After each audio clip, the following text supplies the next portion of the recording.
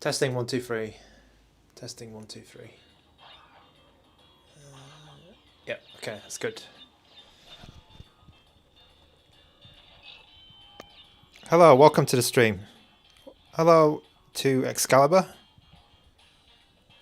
There's someone with a Chinese or I think maybe Japanese name. Jonathan Brew, welcome to the stream. It's actually the way it sits, the handheld. It sort of sits that way, so it's not not great. I need like a stand. I can make it. Maybe I just put it on the box. That might work. Okay. So don't worry, everyone. We're a bit early starting, so we'll just have some pre-show here. Biscuit Cream, welcome to the stream.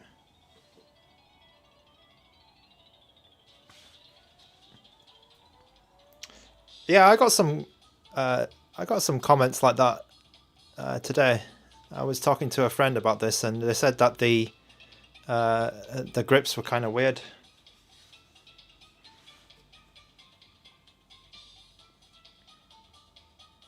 Hello from Taiwan.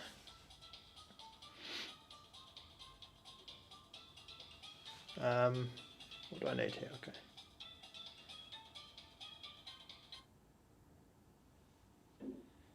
So we're just hanging around in the pre-show for a moment. This is Crash Bandicoot Wrath of Cortex, the PS2 version. Peace 9, welcome to the stream. Ty Schellerbarger, sorry if I got your name wrong, but that's cool to hear that you have the blue one.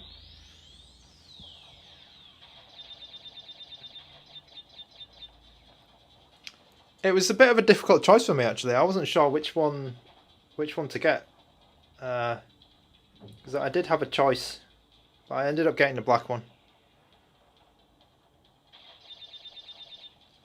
I'm not too keen on, random colours. Afnish Affy with the question straight away. This one or the Retroid Pocket 4 Pro? Right, so I've spent very little time with this, so I'm gonna play a bit more and see how I like the RG556. I've already heard a few things about it because there's some other reviewers who got it, but then we'll find out more about the RG556 I think in the next 2 hours or so, because I've not spent any time with this. Martin K, thank you so much for your message. Be sure to have a great day yourself as well, and have a good day at work. RBITV, welcome to the stream. We will get started shortly. I'm just this is just a pre-show. I'm just getting some web pages together just to make sure that I know what I'm talking about and I don't get anything wrong, like the specs of this device. Where are the specs? Oh, where are the specs?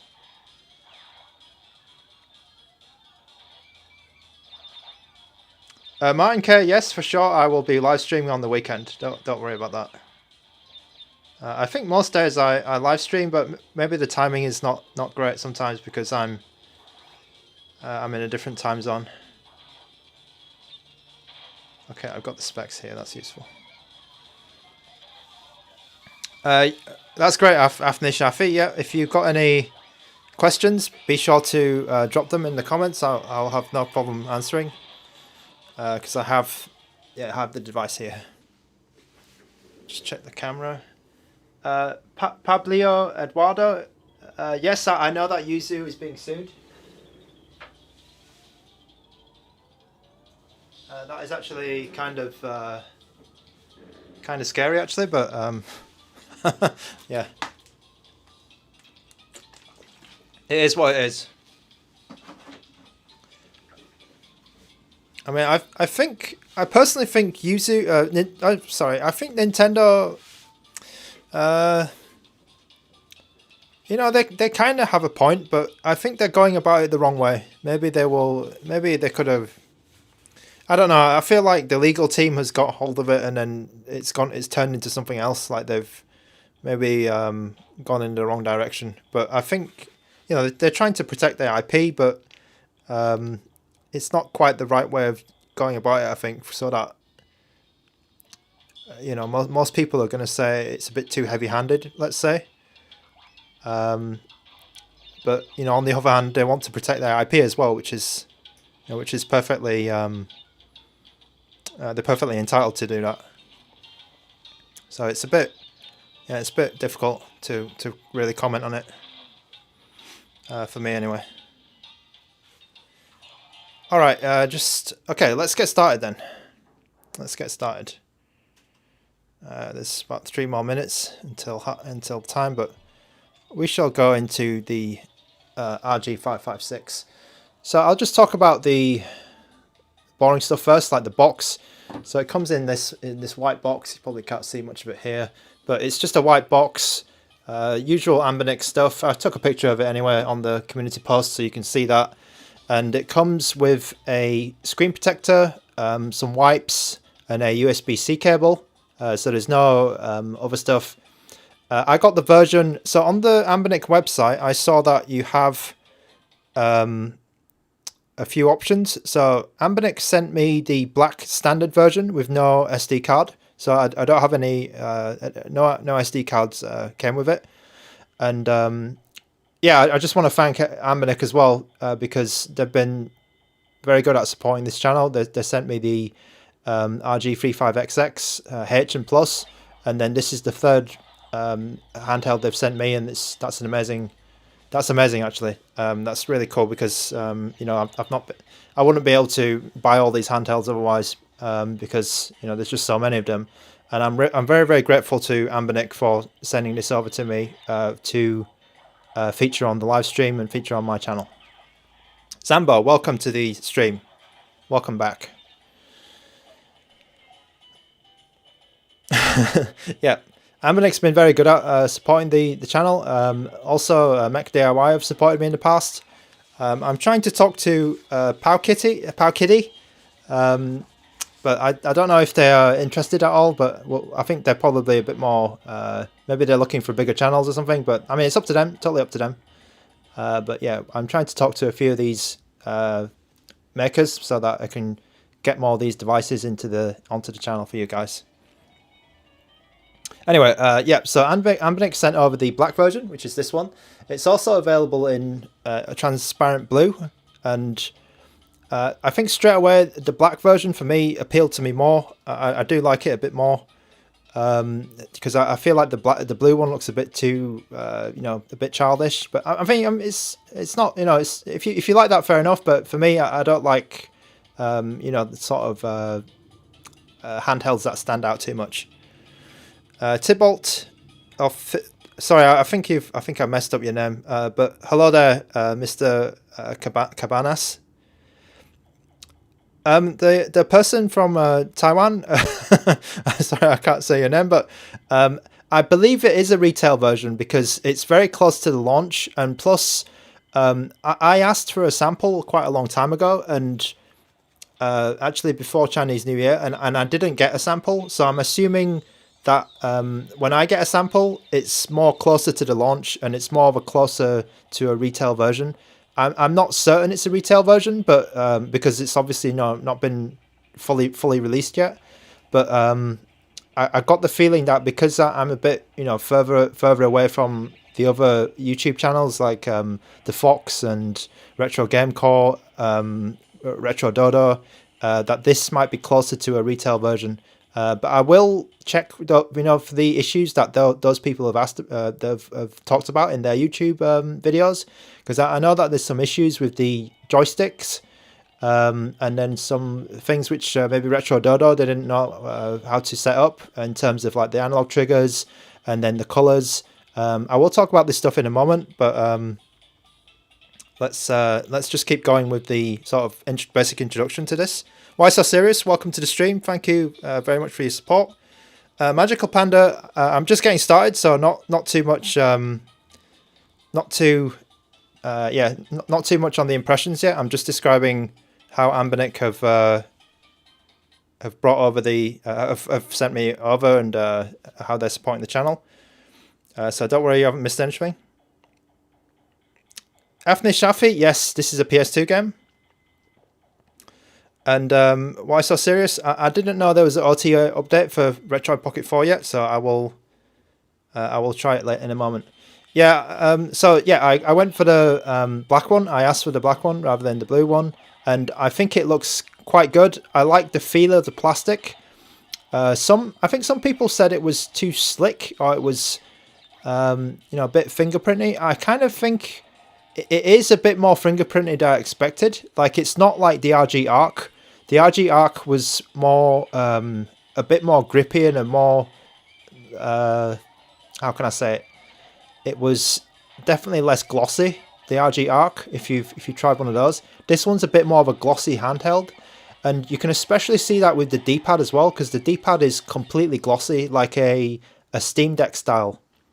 So you know how a Steam Deck, you have like you don't have any sort of imprint on the D-pad, I believe, and it's more of a slick feeling on your thumb, which is kind of interesting.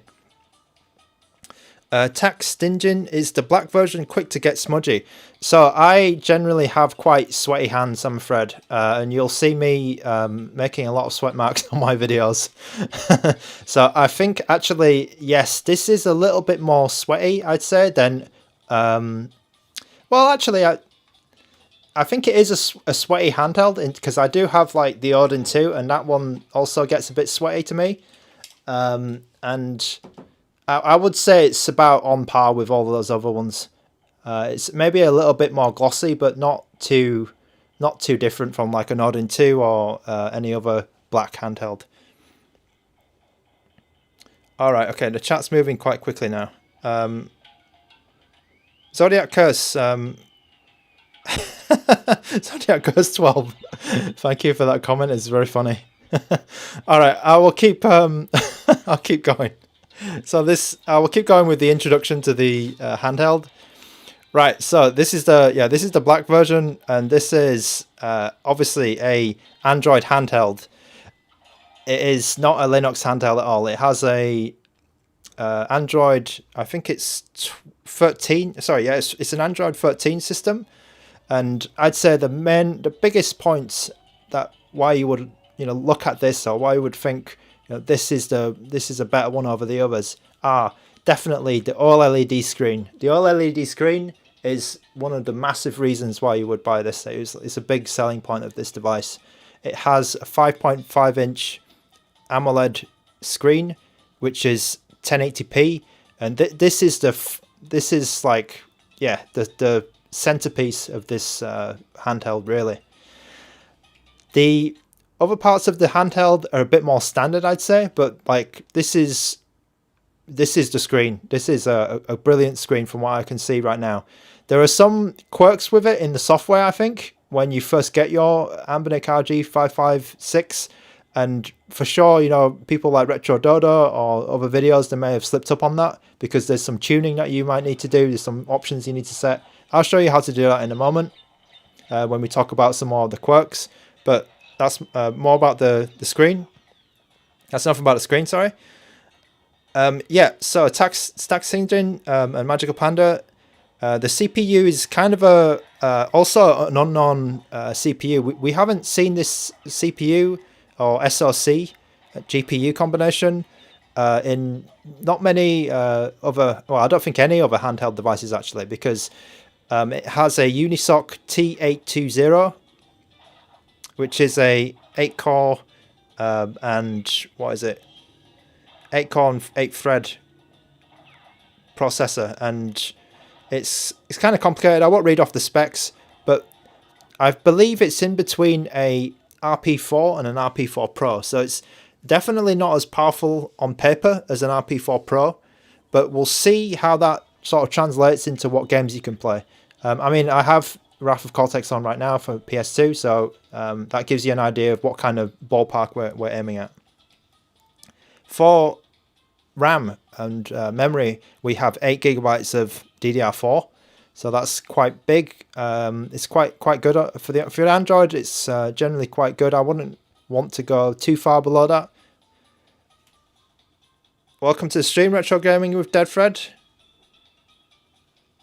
Thanks for dropping by. Of course, it has Wi-Fi and Bluetooth. It has Wi-Fi 5. It doesn't have like 5N or anything, or 6 or anything faster than that. So it's standard Wi-Fi 5, and it has Bluetooth 5, which is kind of normal. Excuse me. What else does it have? Okay, the memory that you have is actually, I can't find the. What is the storage? Let me just check the storage. I believe it's 128. Let me just check. Okay, yeah. So the internal drive is a 128 gigabytes.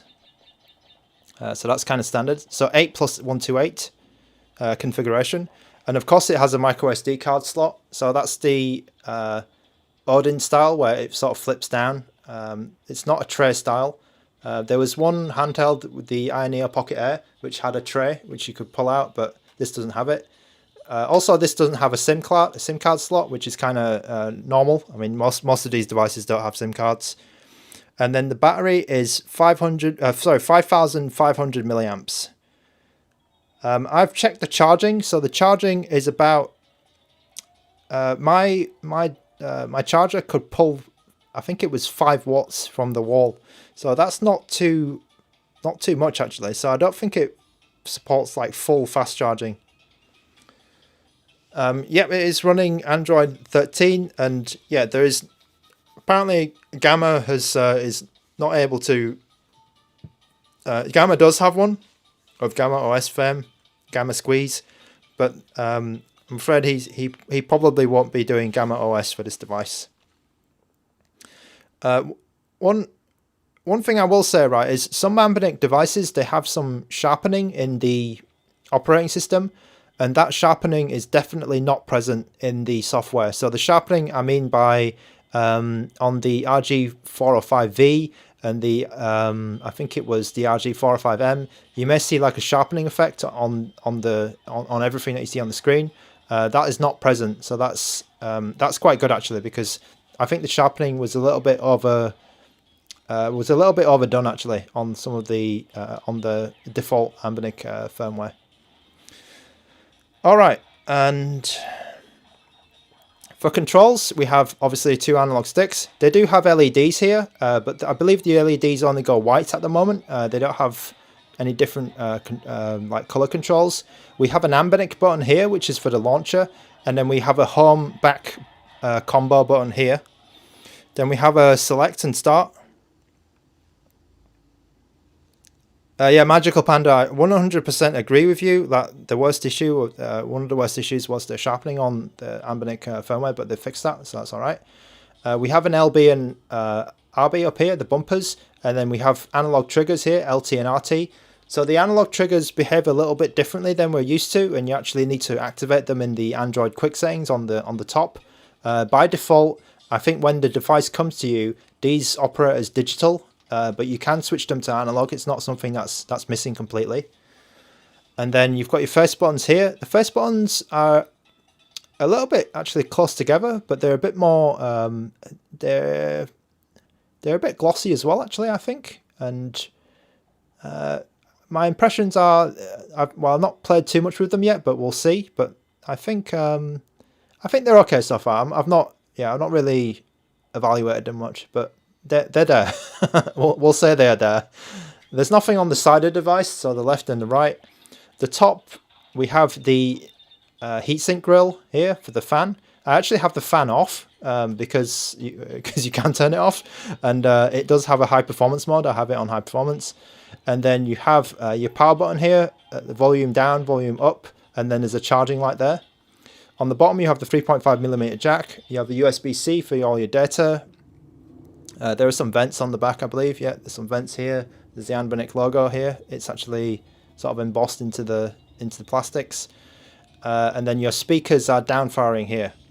So what I'm hearing Does it? Did I sniff the vent? No, I didn't actually. I didn't. I don't want to sniff the vent. It actually didn't have much smell. It didn't have much smell when I unboxed it. You completely put me off track now about what I was going to say. Right, do I feel any heat at the moment or warmth? I don't feel anything actually. This is quite a cool device, like in terms of temperature.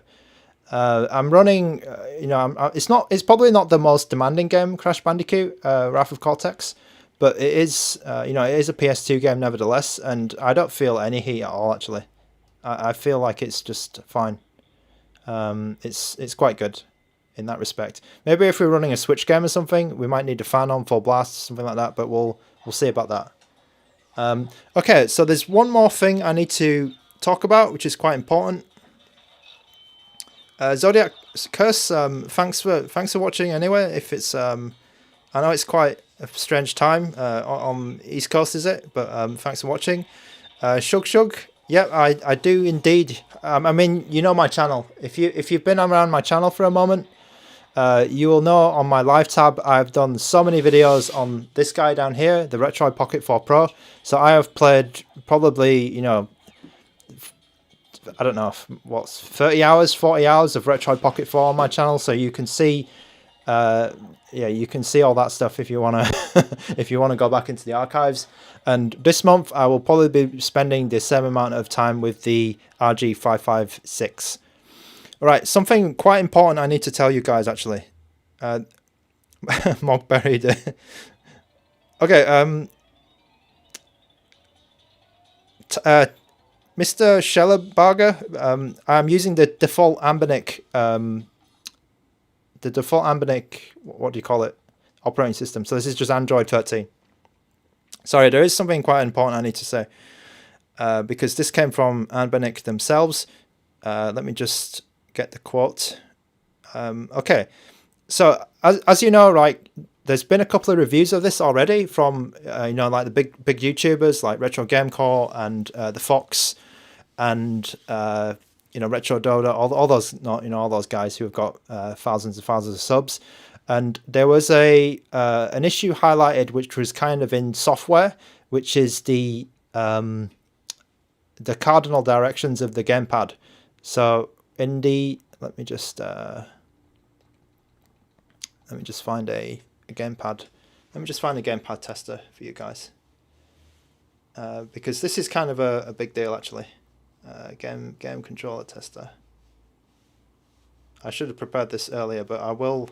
It is quite important because I spoke to the ANBERNIC people about this, which is good. Okay.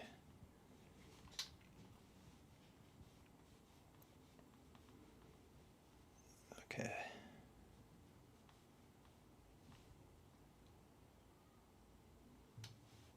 Oh, I wonder if they fixed it.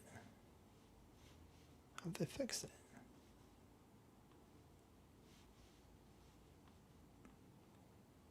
Gamepad tester. Is it this one?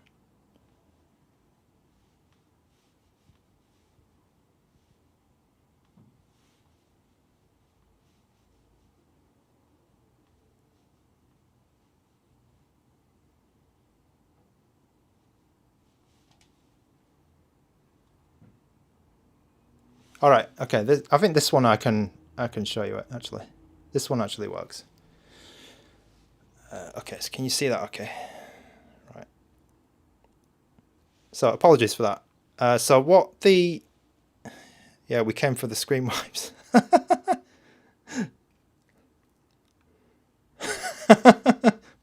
All right. Thanks, guys. Yeah, I do wipe the screen more often than those guys, I think. Right, so what those big channels were talking about is there is quite a lot of like snapping, cardinal direction snapping. So you can see here I'm moving left, and it's kind of like locked into that left direction, and same with the up and the down. And one comment by the Fox was like the snapping was too much, and I think this came about on. Might have came about on Retro Game Corps as well, but I think the Fox was the biggest sort of proponent of this. Now, I've been told by ANBERNIC that this has gone to the engineers. So the ANBERNIC have heard this feedback loud and clear, and they told me that the engineering department was looking at how to improve like the feel of the analog sticks, because I think the analog sticks got criticized a little bit, and especially definitely from the Fox. I think he was saying the analog sticks are rubbish or something like that. But full transparency, ANBERNIC know of this issue, and they've heard the feedback, and I think they're going to make adjustments, or they're at least going to address the situation. So that's the that is the the word that I got from the ANBERNIC people when asking about this one. So that's a little bit of exclusive info, but probably not that probably not that exclusive, but still, I did ask the question about that one because it was a big deal. Anyway, yeah, let's yeah, I guess I'm going to become known as the guy who wipes the screen. All right, so we've gone through the specs a bit. We've gone through that little bit of knowledge I got from the ANBERNIC engineer. What else can we say? Yeah, I mean, that's it really. That's it. Take a drink every screen wipe. Right, let's get into some games and see how this works. Right, so straight away I need to say the speakers on this device are quite good. Like, there is quite good... I don't know what they did, but I'm not sure if it's because they've put the speaker down here and there's like a big gap between the left and right. But the separation in sort of the stereo sound, on the left and right, it sounds quite good. Like, having used, other handhelds for a while in my other streams, like, and then coming to this, the sound is pretty good on this. Like, even though also you'd also think, like downfiring speakers might not be the best in terms of sound. I think that this is actually a little bit of a step up between other handhelds I've tried before in terms of sound. So if you like using your speakers, then this is definitely a plus, which I haven't heard of anyone mentioning or anyone shouting out.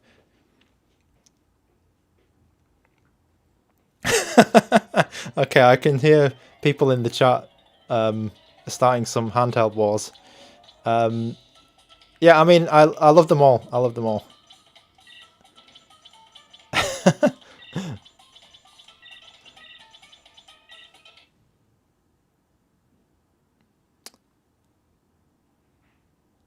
Okay, let's start a game here. And of course, yeah, the screen is it is pretty cool. It is pretty cool.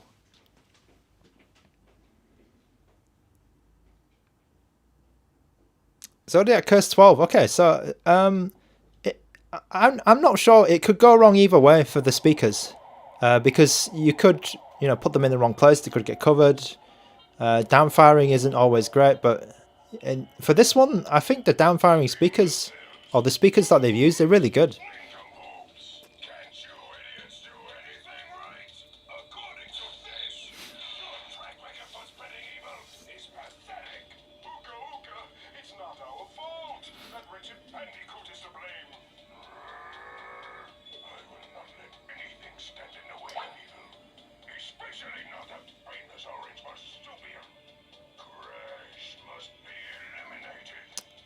Okay, so we're at 2x resolution. This is 1280 by 896.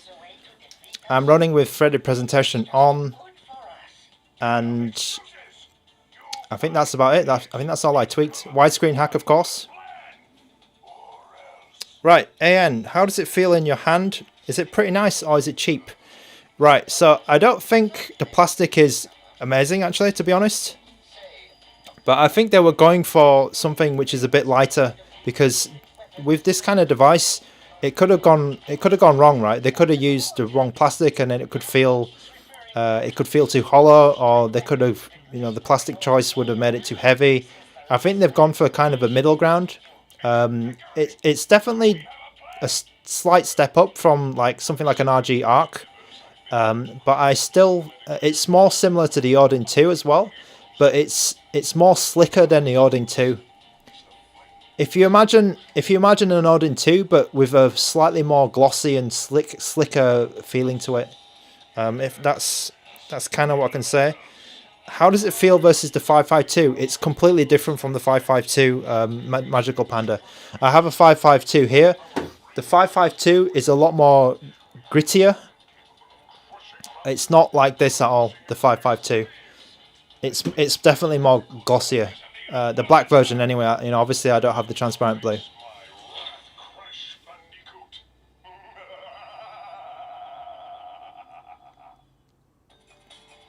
Yes, maybe slightly, well, not oiled up, but it's a bit glossy. It's a bit glossier. I'm trying to think of some analogy. It's yeah, I'm just trying to think of like the controllers, like the Gully Kit controller, King Kong, or the 8-bit Do. It's not like those. It's a new type of plastic which I've not really handled much of before, so I'm not sure what else I could compare it with. Wii U Pro Controller. I'm afraid I don't remember what the Wii U Pro Controller feels like. Is everyone all right?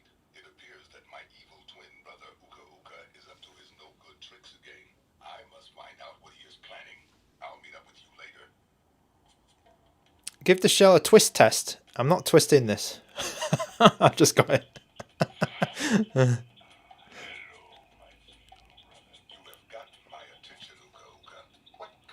Retro gaming with Deadfred. Okay, so I have another OLED handheld here, which is the Ioneo Pocket Air, and I have to use the 556 a bit more, but I have heard the 556 and the Ioneo Pocket Air have the same screen, but I'm not certain yet.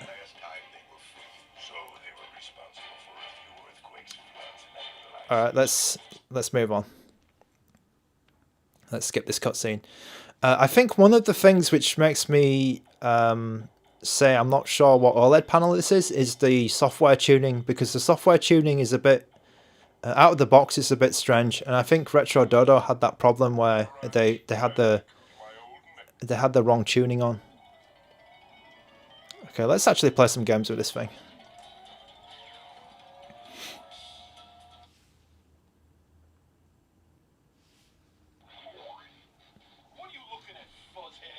What are you looking at, Fuzzhead? Right, so I'm liking the grips right now. Like the grips. Oh, it's a bit of FPS loss here. I feel like the grip suits me a bit more than the Pocket Air.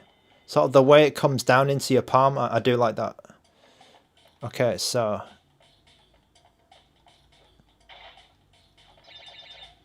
alright. So FPS is quite good on this beginning. I think I've played this level tons of times.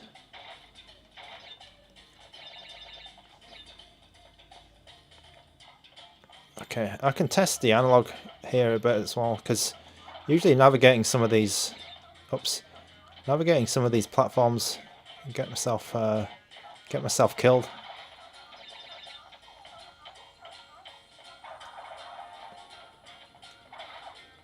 Okay, I always die here because the analog stick is not accurate enough.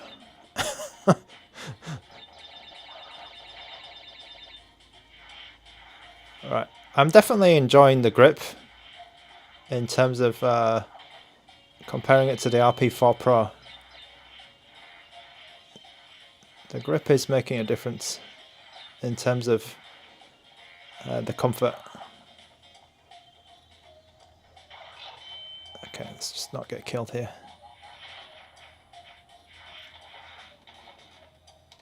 Yeah, I will. If I ever die right in this level, I'm blaming the stick. I mean, we did that gamepad test anyway, so you know, it's obviously the stick. It's not my fault.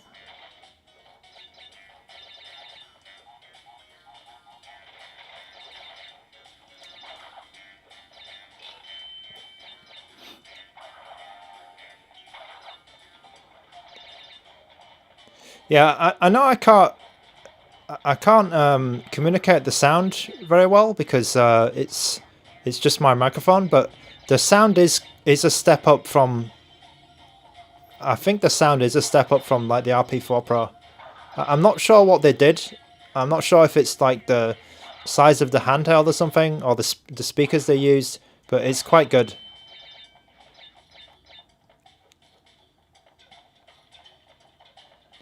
And it's not out of phase either.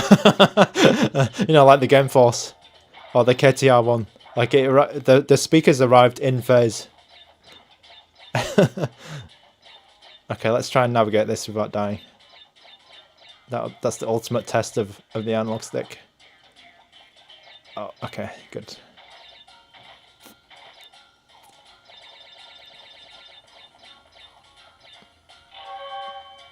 Okay, nice. Oops. Oh, I almost touched that and died.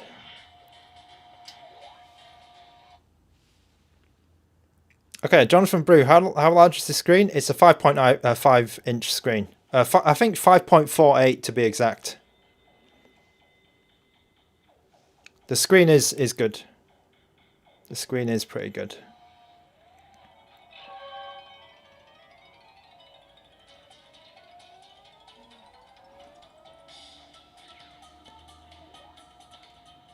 Yeah, let me just mention something about the screen before we move on to the next level, because it is also quite important. When the device arrives to you, they've put on the one of the settings here. So if you were to buy this and unbox it straight away, and then if your name is Retro Dodo, what you probably did is you didn't look at any of the settings and and you thought the screen was broken or something. So down in the settings, in display menu, in colors and contrast, the default setting is this, and you can look at that that screen there, and it's like really green and really blue, and it's just completely messed up. I'm not sure why the default setting is like this out of the box. Maybe it doesn't show very well on YouTube, but the fix with this is to just come down to this menu and go to standard and hit standard, and it looks way more natural and way more how it should look, really. Because these other two settings, I'm not sure what they're for, but they just don't look good at all. And if you're buying an RG556 or you're going to get one next week, you pre-ordered it, make sure this is one of the first things you do. I'm not bashing on Retro Dodo. I mean, at least they admitted their mistake and, you know, put out a correction video. That's good on them. But yeah, this I was watching that and I couldn't believe, you know, how bad it looked as well when it came out of the box, because it was just, I've never seen a screen so bad out of the box. And yeah, you want to change that to standard straight away. All right, let's go back to the game.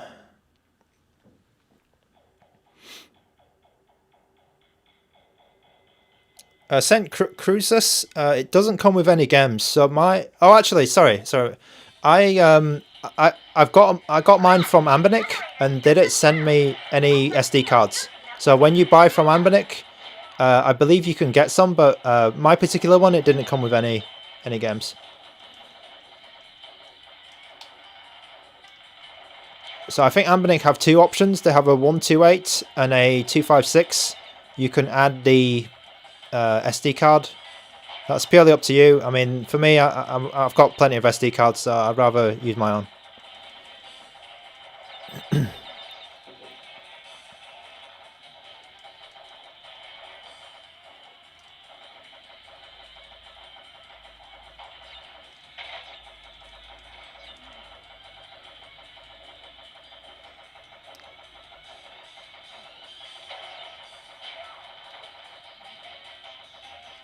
Oh, Magical Panda, you use the navigation button, is it?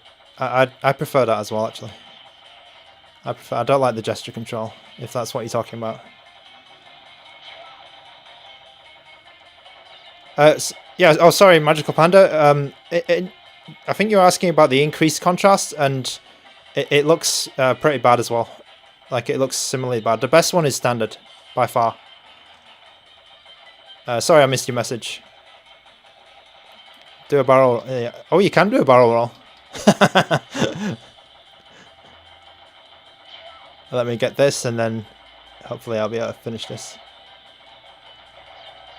Get back to the platforming.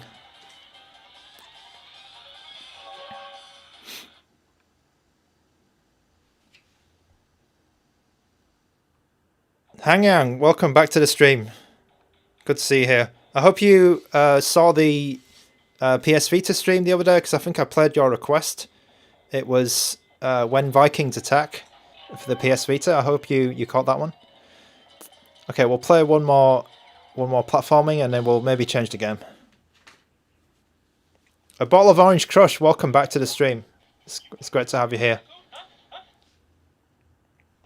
Ghostface, do the analog sticks feel like the Nintendo Switch? I think they feel better than Nintendo Switch, and that's because they are Hall sensing sticks. They're not like the standard Nintendo Switch sticks. So to me, they feel better than Nintendo Switch. If you're familiar with ANBERNIC devices, it's the same sticks as they use in the... I think it's the... yeah, I mean, it's the same Hall sensing sticks they use in all the other devices. So like the RG 405V, 405M. I think you'll be pretty familiar with those sticks if you've heard of them before. Whoa, shoot.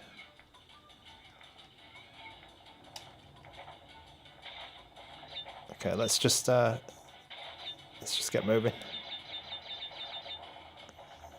So yeah, whoa. Oh, that was lucky.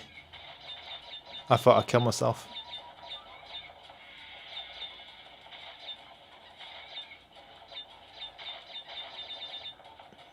Okay, let's get down here. Oh, I did kill myself that time. Okay, let's move on. Let's move on. Move on to the next game. I died.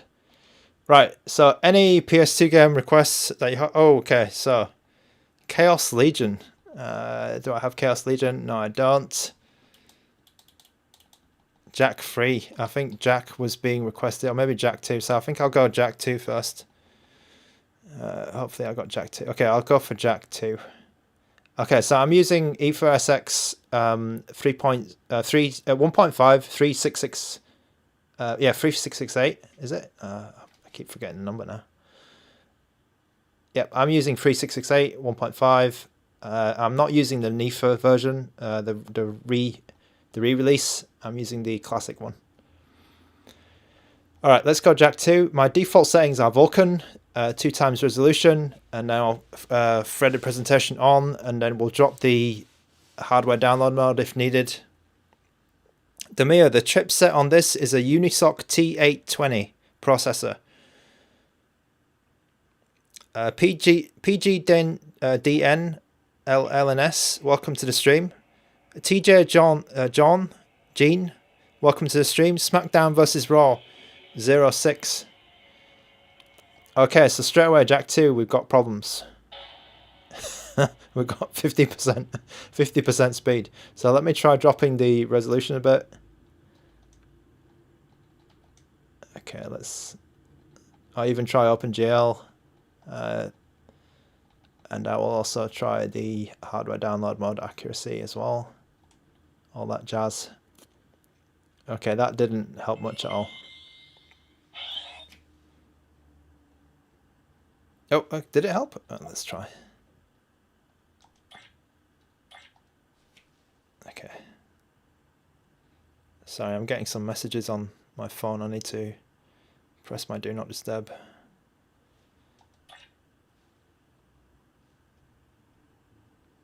Don't worry if any of the, don't worry if you miss out on any of the requests, or if I don't see your request or it doesn't get played. I will be playing a lot of RG556 in the in the coming weeks, so do not worry.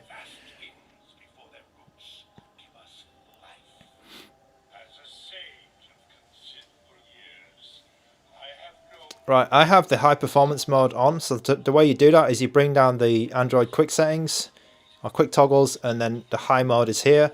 I have the fan on auto, so the fan comes in different settings: auto, stop, cool, and strong. So I just have it on auto. I think that's seems okay to me. and the CPU setting is just auto and high, so I have it on high. I have the LEDs turned off, so that's with the LEDs on, and you can also hold this button down and then change the brightness of the LEDs. You can make them breathing, but I'm not really into any of that, so I just keep them off.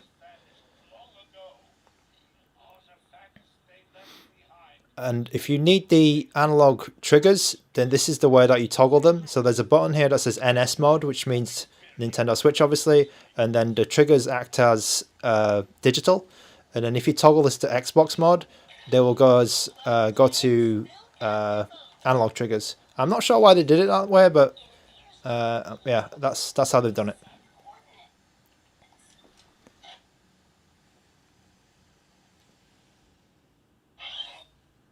Okay, so we're in game now, and let's see how it is.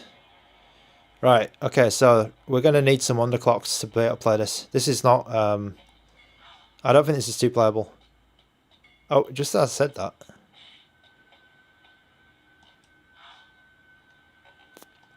Yeah, so this is where the RG556 is, this is where the weakness is, I guess. It's in the SoC.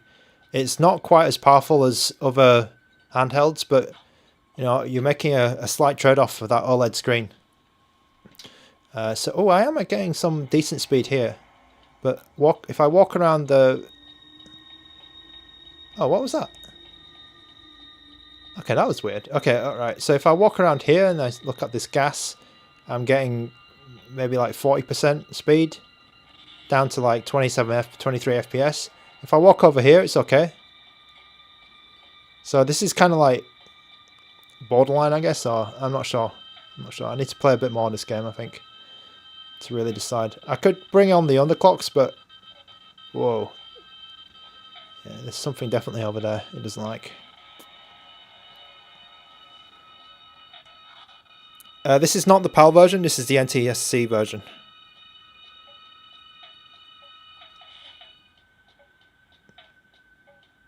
Right, let me try and get over there to that chair, if that's what I'm meant to do. Oh, am I meant to go here? Oh god.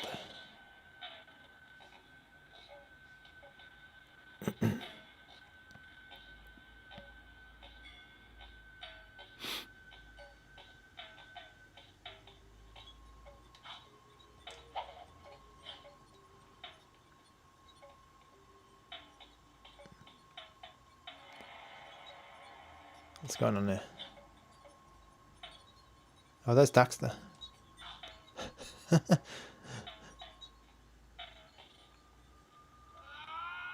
Oh, okay, sorry about that. That was the analog sticks. That was the analog sticks.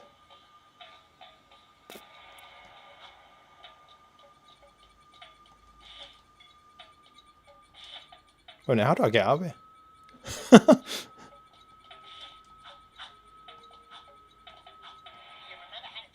Yeah, I remember how to jump.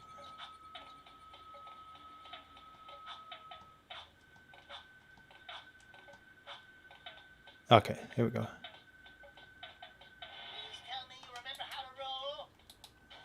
Alright, I'm getting somewhere.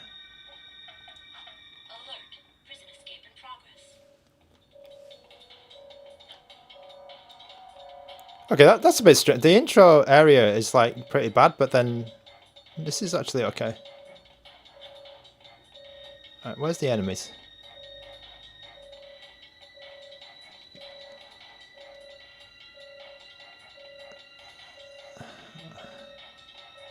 I thought it was going to drop like a lot of bad guys on me for a combat section.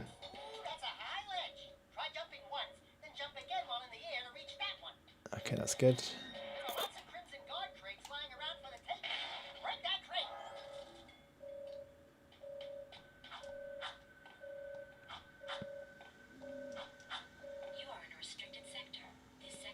Okay. I'm having bad flashbacks to that Prince of Persia when I was playing Prince of Persia on GameCube.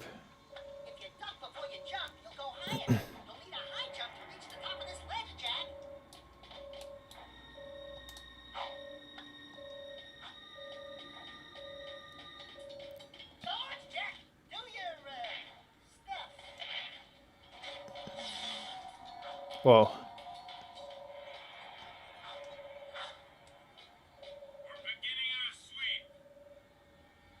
Okay, we're getting about 50% now. Not too great. Not too great. You'll need an underclock for sure to play this game smoothly. Oh, bloody hell. Got poked. Got poked by that bad guy.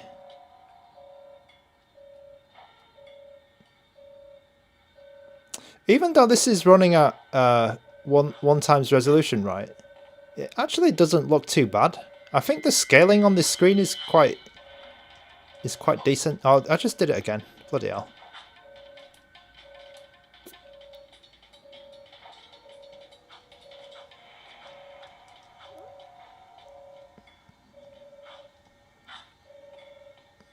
Okay, let's go over here. Whoa, he's got a prod.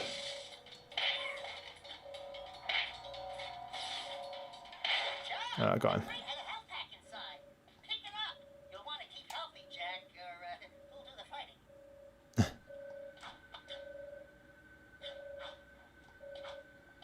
Okay, I'm ready.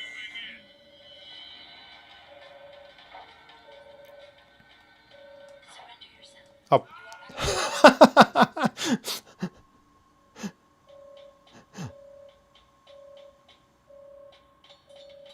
Oh, did it put me right back? Oh, man. Okay, right. I've had enough of that.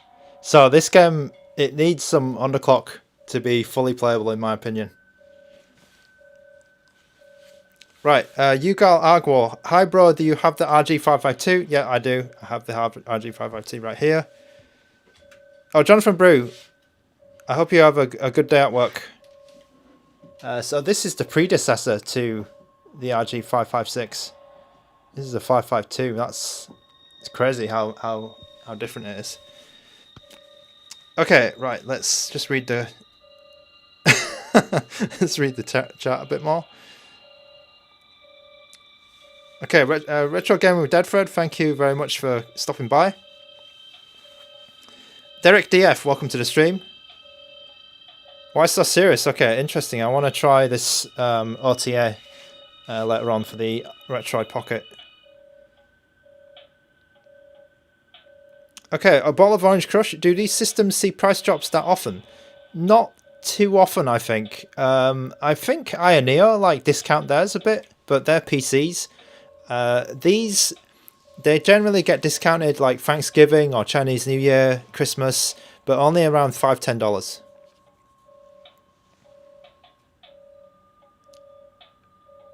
Okay, Magical Panda, do I prefer the 552 or the 556 screen? So to be honest, I've not really played enough of this screen yet to be able to say. I will say the 552, when you turned it on and you started playing something, straight away it was brilliant. With this one, like, you turn it on and it's got that weird colouring, and to me the colour still might need some tuning to me, because I feel like this is a little bit yellow and a little bit too warm. So you've got like slightly too warm, or you've got way too like blue. That's what I would say right now. Alright, I'm going to play a fighting game just to get a bit more feel for this D-pad. I know some other channels have said that the D-pad is like one of the best D-pads ever or something. But I'm just thinking of a good fighting game to play. Let's go for... not Virtua Fighter. I don't have any Street Fighters. Do I have Street Fighter? Okay. I have Third Strike. I'm not very good at that. I'll play Street Fighter Third Strike, the PlayStation version. I just want to get a feel for this D-pad, because it's a new D-pad which ANBERNIC have come out with. I've not seen this before, and it's glossy. Which is kind of weird, and it's different. It's different. It's still conductive rubber. I think the buttons are conductive rubber as well. They're not using any DOM switches. I don't think ANBERNIC ever used DOM switches. Not Vex. How do I think this compares against the RP4 Pro? It's a bit too early for me to say, I'm afraid. I need a bit more time to play on it. before I really give you a good answer. Chris Chang, do I need to add the BIOS for PS2 for each game? No, you just need to add the BIOS once. Whoa, okay, so this is probably not the best Street Fighter to play. It's got some graphical issues. That's a shame. I think it's probably related to this. And then let's just do this. Oops. Let's do that one. Okay, let's just try and do that. Okay, and I didn't fix it at all. Alright, if you ignore the graphics, I'm just gonna do some like... Okay, this is a bit crap. Right, don't play the PS2 version of Third Strike. Not Vex, what am I looking forward to test on this? Mainly, I'm looking forward to play... Well, I really like PS2, so I will always play any PS2 game. Oh, can I even do it? Okay.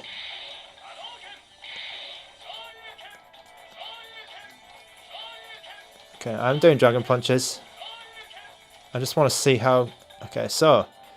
Alright, something I'm feeling straight away is... This kind of gets in... The grip gets in my way a little bit when I'm trying to do... That's a bit interesting. Okay. Okay, I'm just going to do Dragon Punches.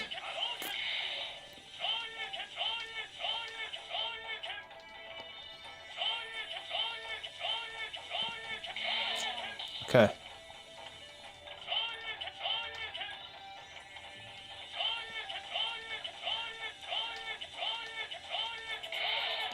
Okay, I think this D-pad is alright.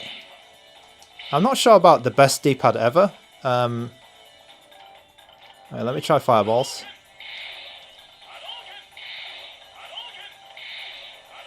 Okay, Fireball's pretty easy. Yeah, Fireball's pretty easy.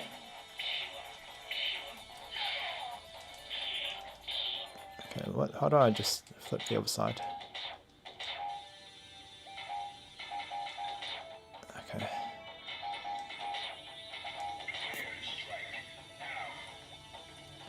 Okay, let me try the left side, because the left side's always a bit more difficult, I think.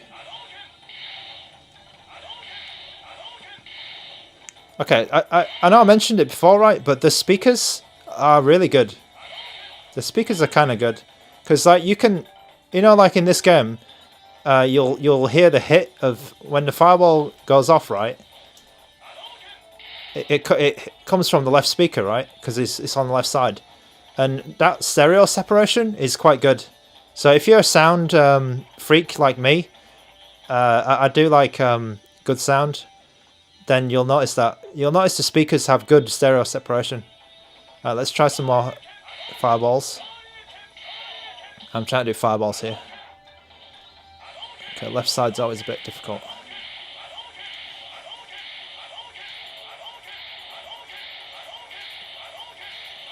Okay, that's okay.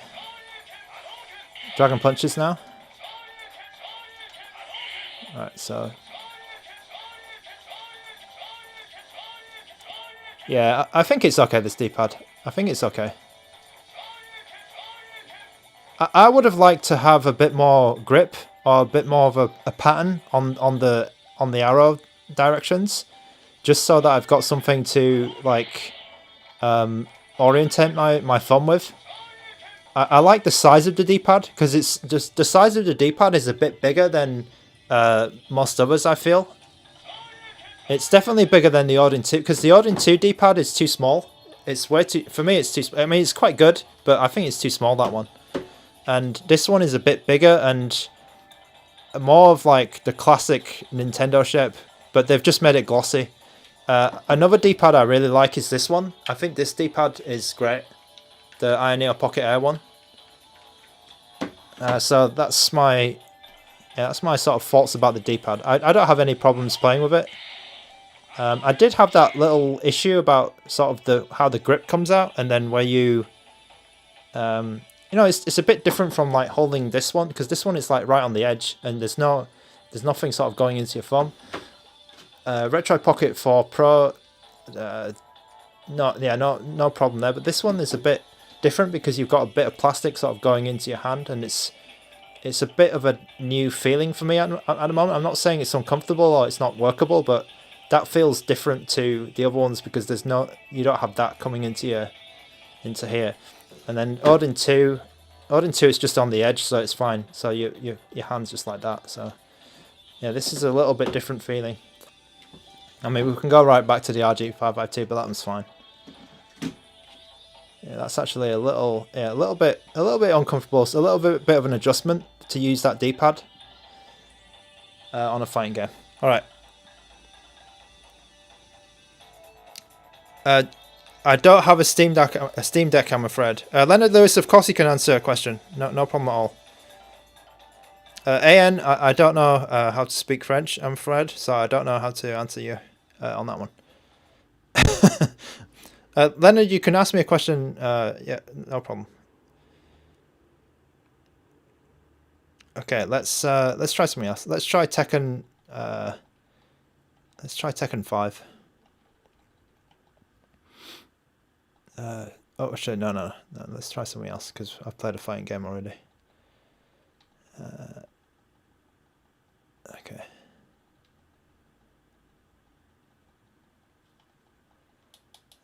How do I scroll? Okay.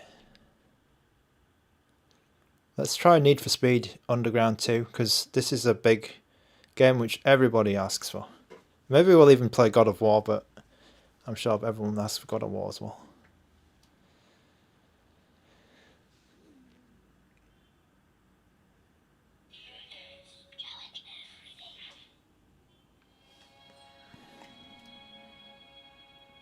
Okay, Leonard Lewis, is pre-ordering a bad or good thing? I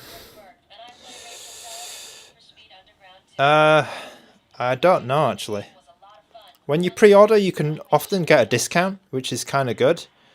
But then some companies, I would say, the smaller ones. With the smaller ones, right? When you pre-order, you're actually kind of kickstarting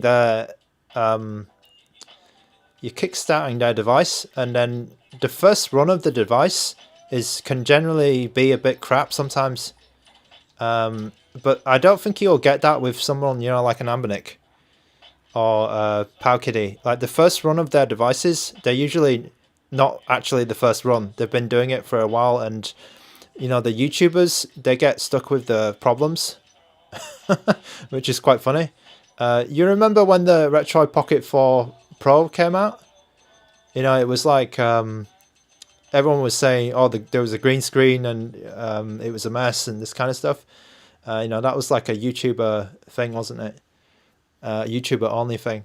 And then we got the fixed version, so that could actually happen.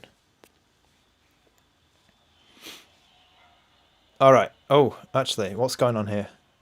What is going on here?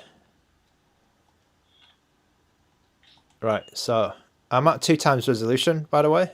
So it could be running a bit poo.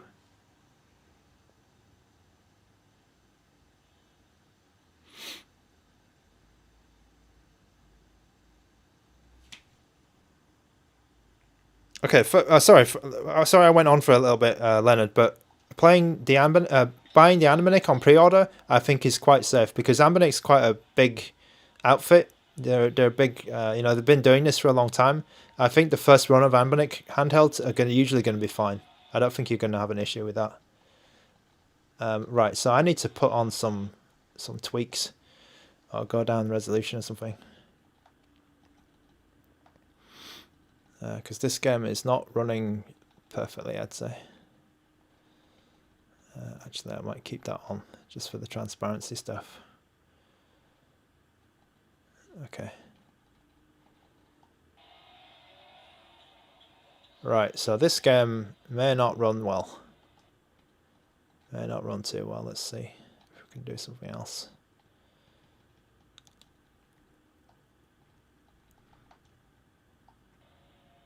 Right. Something I do like about the D-pad and the buttons is they are quiet. On the front anyway. But I will say the bumpers are a bit loud. They're slightly clicky.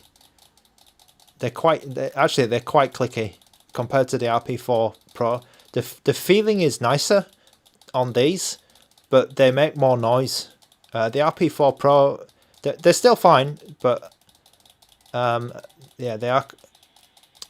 Yeah, that's a bit. They're quite clicky. They're quite clicky ones. All right, let's see if we can get somewhere with this. But not running at full speed, I think. Might need to even put an underclock on top of this.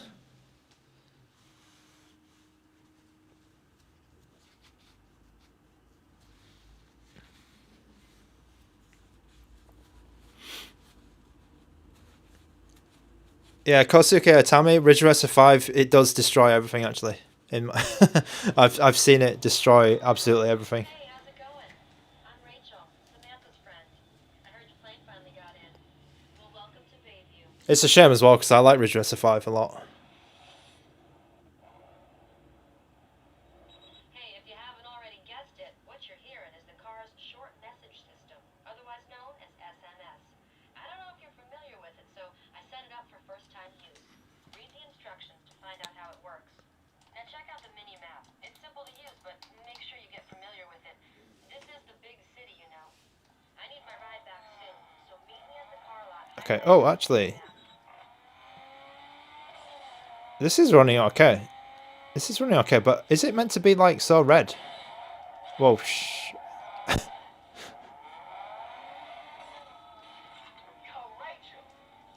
I'm running at 1x resolution. I could try and boost it 1.5 maybe, because it's actually running all right. It's just the menus were kind of slow. Let me go to 1.5. I'm quite surprised actually, because it was not running well a moment ago. Oh, shh. sorry. I didn't mean to do that. Sorry. Okay, I'm at 1.5 resolution now, and it's okay. Okay, let me go 1.2. Let me go 2. Because I was being a bit cautious because I saw you know, the menu was it's chugging a bit. Whoops, that's not my 2. This one. Okay, let's go back to my global. My global setting is 2, so let's see. Let's see how it goes. Okay, so I'm at 2 now. Oh bloody hell! I just crashed into that guy again. Right. Okay, so 2 is kind of 2 might be the limit here, because I'm getting like maybe 10% slowdown. Yeah, I'm not. Okay, so I'll go back down to 1.5. Whoops. Okay, 1.5.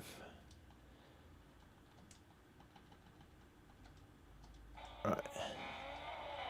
Yeah, so 1.5 is. Oh, I thought I was going to crash into the bloody.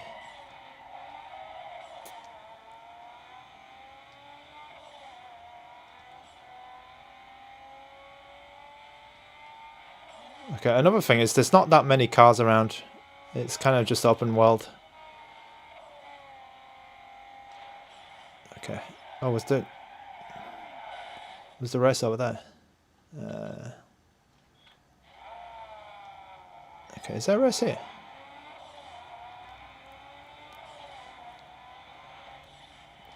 Oh bloody hell! Can I just quick race?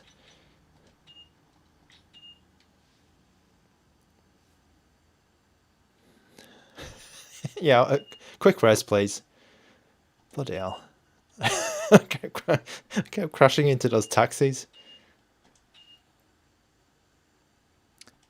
Tech, for sure, I will be doing way more PS2 testing. I will be doing so much testing, you guys are going to get sick of it.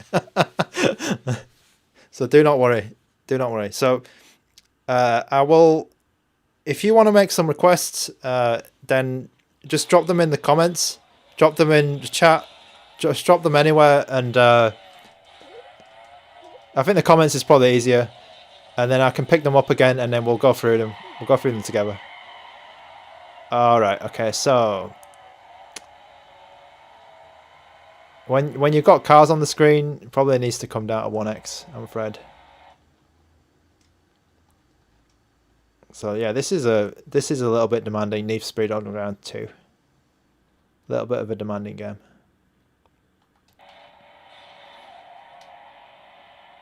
Yeah, I think there was someone I saw a message somewhere where they were saying, this person was saying they like to play games at 1x because it makes the game feel more retro, and I'm not too sure about that actually. For me, I like to play games in high resolution, so. Right, so there's a little bit of slowdown in this game, which is a little bit of a shame, even on 1x.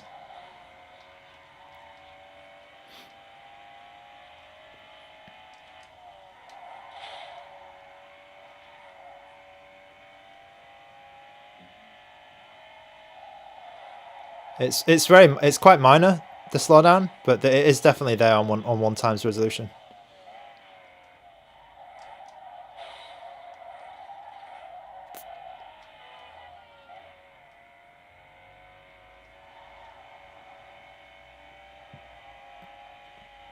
I am liking the ergonomics, I'll say that. I am liking the ergonomics. It does feel quite comfortable in the hands with that grip.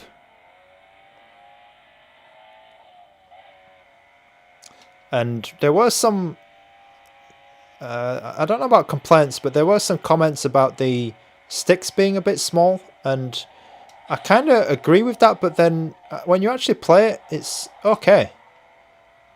It's actually alright. Whoa, what happened there? I crashed into something. Oh, okay. Oh, bloody hell.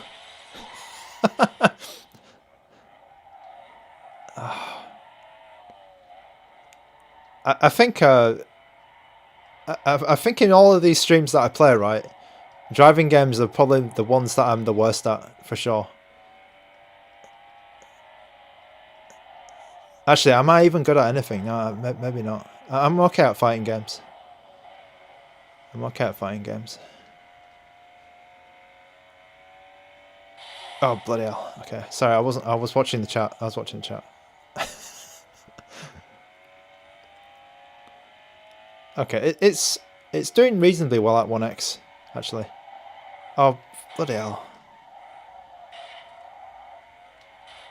That's because there's no cars around. Let me try and catch up. Have I got nitrous? No.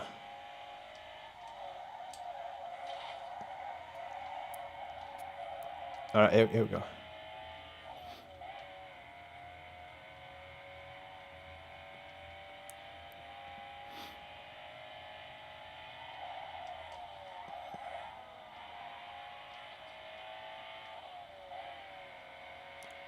I think for sure the OLED screen makes games like this look much better, because there's a lot of, like, in the PS2 era there were a lot of these like very dark games and gritty games, and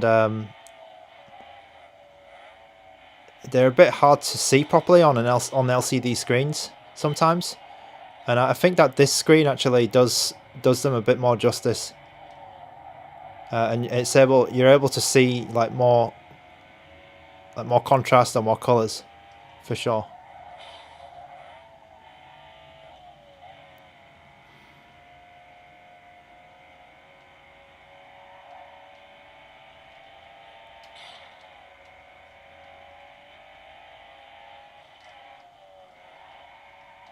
Right, okay, I'm getting into this game now. I actually know what I'm doing now.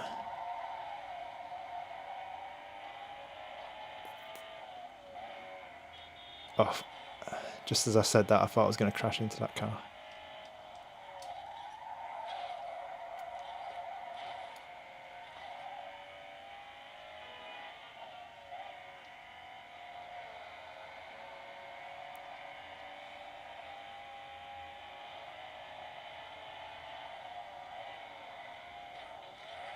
Okay, not bad.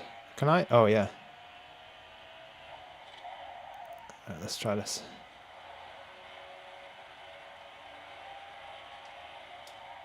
Yeah, you get a decent feeling of speed like this.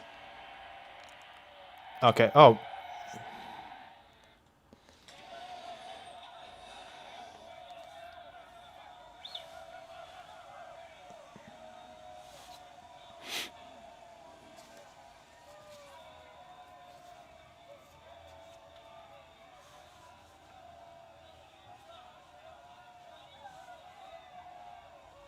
Okay, there's some tips there from Magical Panda about the speed. So I think maybe if you put those tips in, those settings in, we might be able to get that running at full speed. It's very close, but unfortunately it's only 1x or 1 times resolution.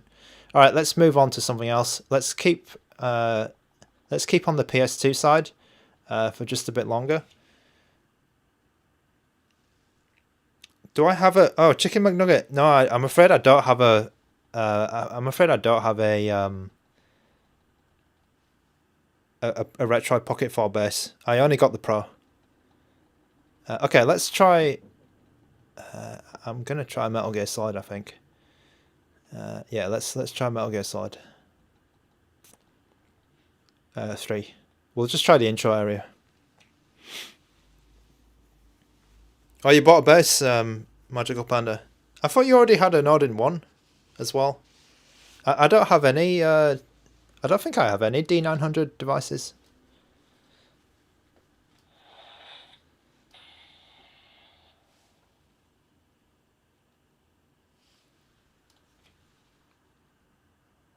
Carlos Miret, I'll have to. I'm pretty sure I don't have MotoGP 4 on my SD card, so I will come back to it.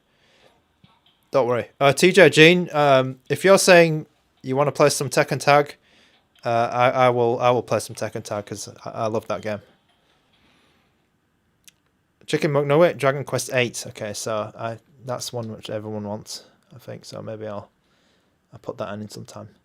Oh, just as a reminder, I am running at the full brightness. I have my brightness at 100%.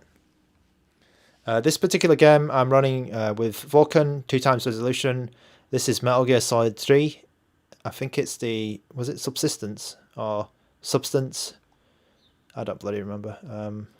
Is it Subsistence? Okay.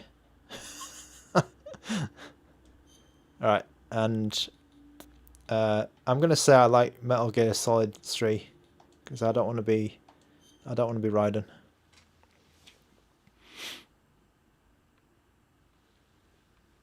After the end of World War II, the world was Oh, can I skip? Can I skip him? West. This marked the beginning of the era called the Cold War. Oh, East and West World War. That's kind of.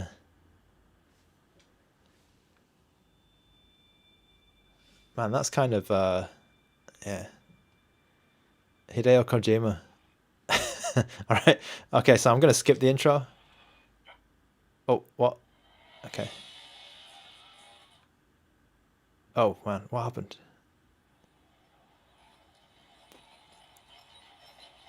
Oh, what's... Okay, I'm just going to skip all the... Because this intro is bloody long, I remember. But it wasn't too... Okay. Right, let me just check the settings again, because I saw some slowdowns then. Right, so I'm definitely using Vulkan, right? I'm definitely using Vulkan. Yeah, okay. Oh, I'm at 2 times as well. 16 times. Friendly presentation is on. Okay, that's good. Just checking my settings. And then I'll pop that thing on, the hardware download mod. Okay, right. So this is Snake. The restart point. Yes, there is one coming. So the restart point, you're asking about a 1-to-1 screen device. There is something called the ZPG Unicorn. It's coming out in May. I've actually... Oh, I almost jumped off the edge. And I've already pre-ordered one. That one has I think it's a G99. I think it's a G99. What is it? MediaTek CPU. So you will be interested in that. The restart point. I believe the Western pre-orders have not started for that handheld yet. But if you Google ZPG Unicorn, I think you will be very interested in that device. The restart point.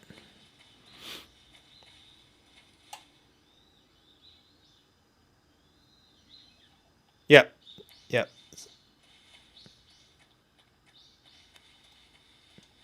All right. So I completely forgotten where I'm meant to be going. Okay. Oh, the codec is not full speed. It drops down to 90% here. I am running in quite a high resolution, so like 2 times. And running around seems okay for now. I'm just trying to find my bloody bag. Oh, I went that way now. Yeah, it's here.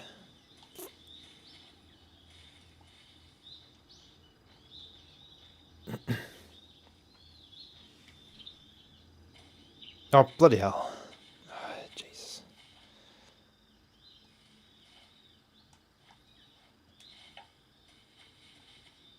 Yeah, get on there, Snake. Go on. Okay, get that back. Get the back.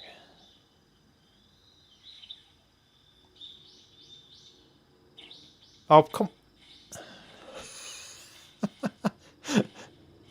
Come on, Snake. You can do it.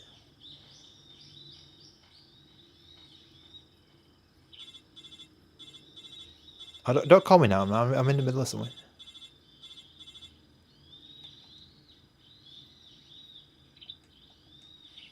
Oh, what button is it?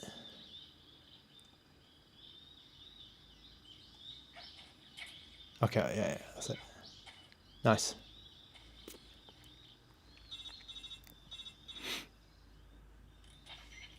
I see you've retrieved your backpack, Snake. Let me go down to 1.5. That's a bit of a shame. So yeah, the Achilles heel of this device is the SoC. It sounds like it's not going to give you two times PS2 in all the games. Necessary to take it.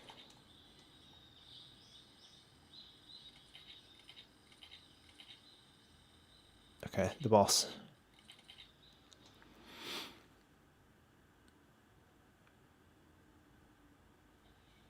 Snake, try to remember some of the basics of CQC. Okay, Chicken McNugget. How is the ventilation on the device? So this fan is quite. The fan doesn't come on that often, actually. Ooh. Commencing virtuous mission now. I wonder if it needs to come on a bit more. If I should set it to.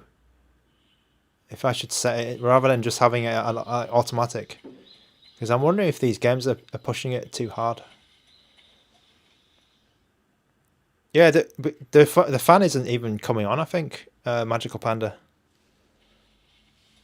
That might be an issue, but I don't feel anything getting hot anywhere.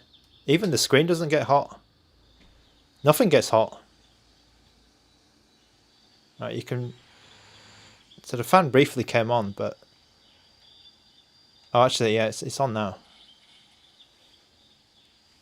I think they're quite. Yeah, they're not very aggressive at all with the fan.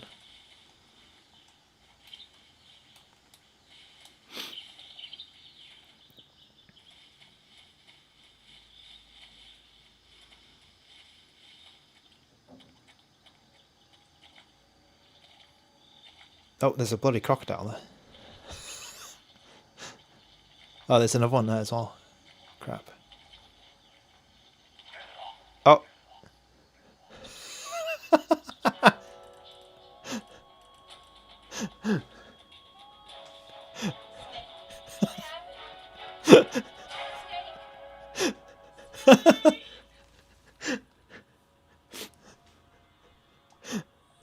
I didn't mean to do that.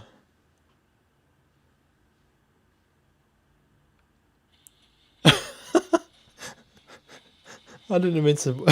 I didn't mean to walk in the swamp.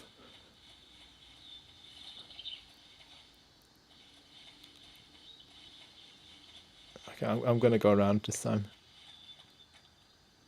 All right, but there's a crocodile there.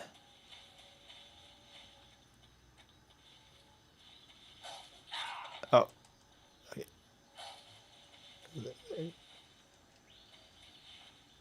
Can I go down there? Yeah, okay. Oh no.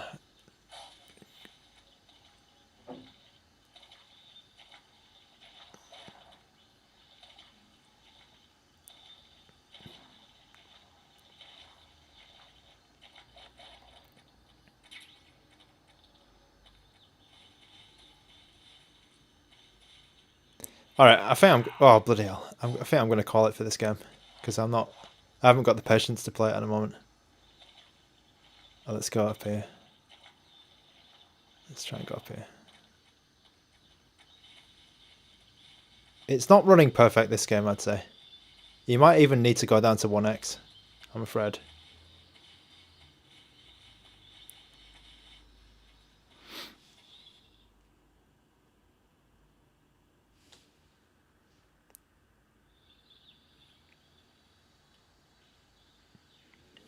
Okay, Chicken McNugget. Have I tried 3DS emulation? I've literally just got it today, Chicken McNugget. So what you're seeing here is my first hour with the device. We will try 3DS emulation for sure. I think there was some. There was even a comment in the community post. Somebody wanted to try a 3DS game. Yeah, so we're dropping down to like 50, 60 here. It's not great. Snake, your presence in Soviet territory is already a violation of international law. Can't let the Kremlin find out that the CIA and the American government are involved. Contact with the enemy is strictly prohibited. Don't engage them in battle either. This is a stealth mission. Got that? The Major is right. The point of this mission is to sneak through the jungle without being seen. The success of the mission depends on how well you use your camouflage. Magical Panda, I feel like the Ace is slightly faster, actually. From the survival viewer, I feel like the Ace has a bit more power. face option lets you Because I'm able to go 2x with no problem on I think on more games versus the Ace. also. Don't forget Right. Okay. Let's try Tekken Tag Tournament because I think somebody mentioned that earlier, and I love Tekken, so we can try that. Yeah, I think it's playable at 1x. It's a little bit unfortunate because the screen is great. Oh, I just took a screenshot. Tech. Yeah. Which one? 2, 3, or 4? 2 and 4. Okay. I might try. I'll leave it up to you. You let me know which Silent Hill you want.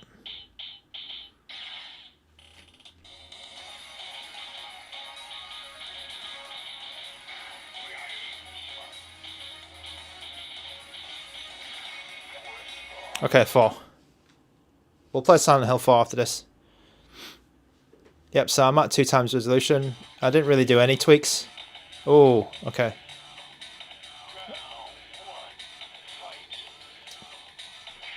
Yep, so needs some tweaking, I think. I think setting it at 2x as your default is probably not the way to go for this handheld. It does need a bit. It does need to be knocked down, I think. And also we're in widescreen as well. Let me go to 1x and see if that helps. Okay. And this is also this is the temple level as well. I think the temple level might be a bit more stressful. Yeah.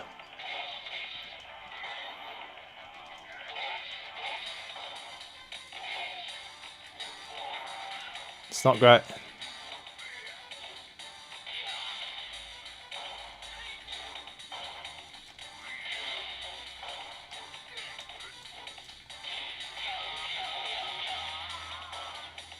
Could be just this level.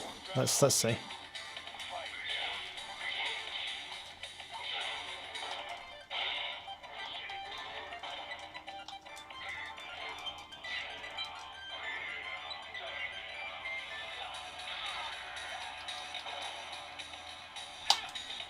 I'm using E4SX 3668, 1.53668. It's not the version that comes with the device. So the RG3556 actually comes with a lot of emulators.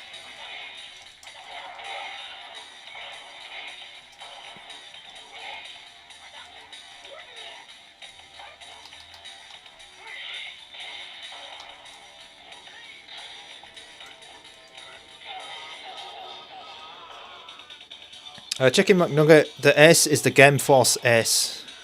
It's an RK3688S device. Sorry, Chris Chang, you can use emulators from the internet and they usually work better. Sorry, I misread that message.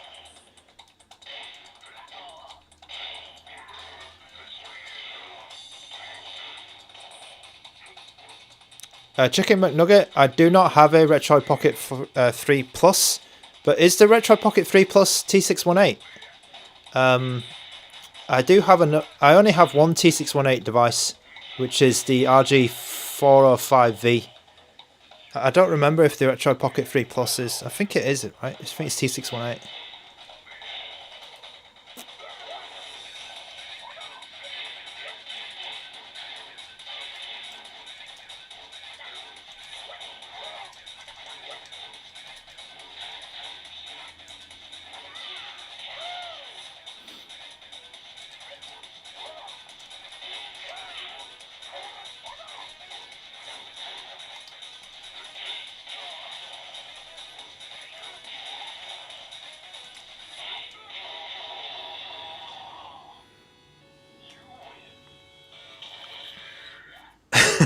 You have three of them.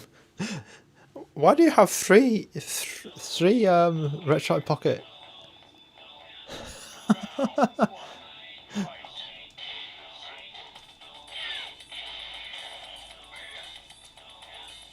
Right, so for me, Tekken Tag is not full speed.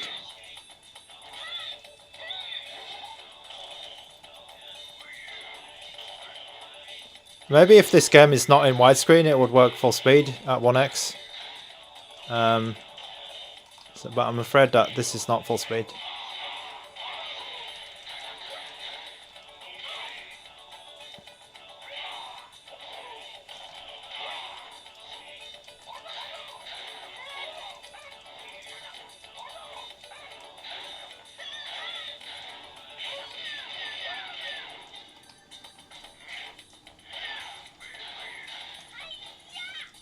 Like, some of the stages are full speed, but not this one in the temple level.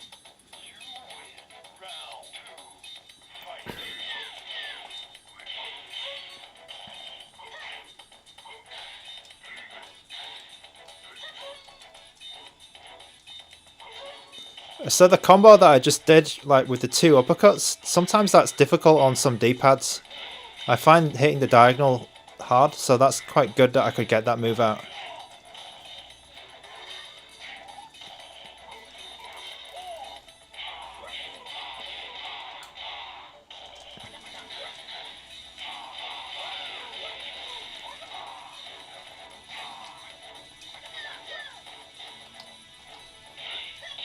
Oops.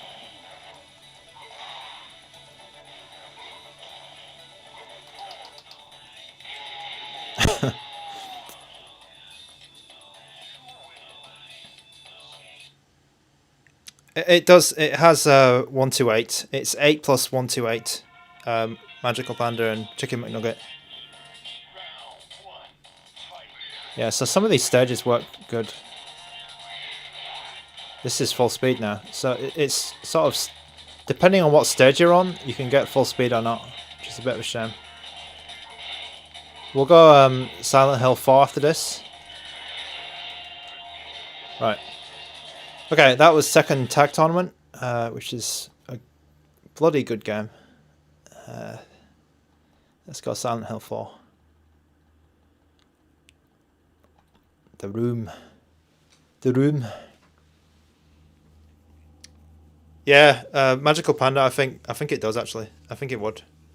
I'm using all NTSC ROMs. I think this game will work fine.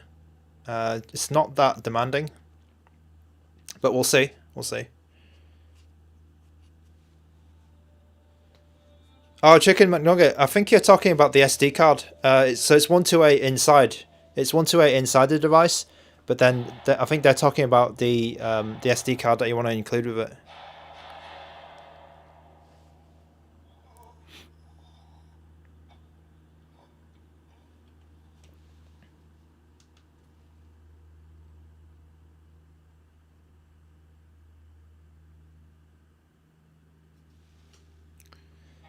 Yeah, Chicken McNugget. If you're sorry, yeah, this black standard version is basically what I've got. So it's got 128 inside the device, and then there's two other options: 128 card, or 128 plus 128 card, or 128 plus 256 card.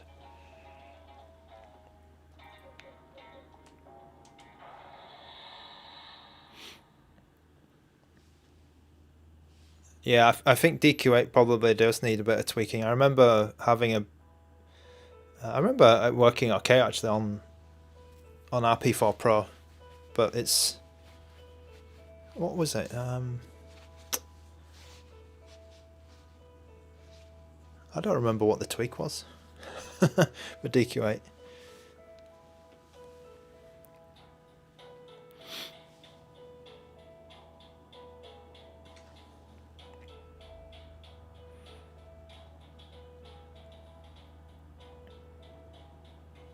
Oh, this game is quite dark, isn't it? Like in brightness.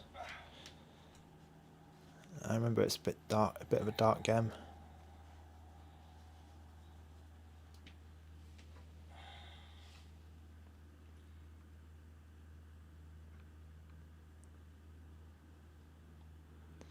Oh, it's that scary bit.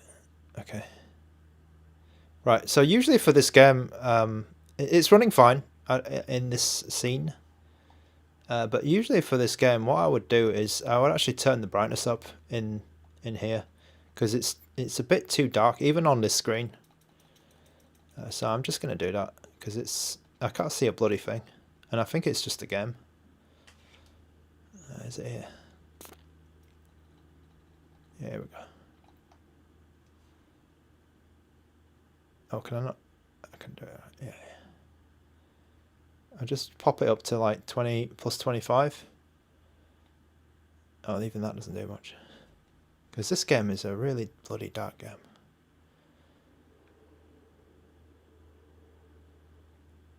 Okay. Oh, isn't that? Okay, it's a little bit better, I think. Oh, Jesus.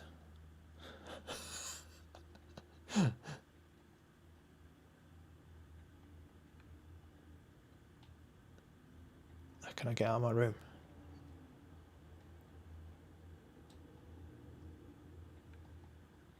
Okay, can I get out of the room? Oh man.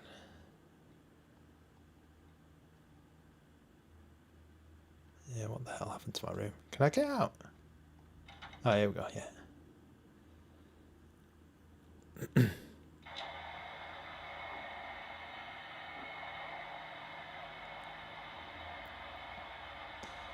Alright, let's just alright,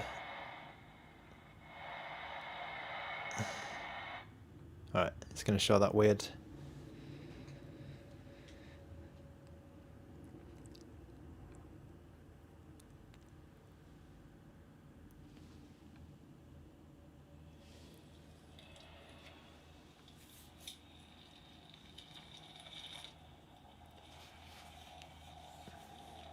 Yeah, this game's scary, man.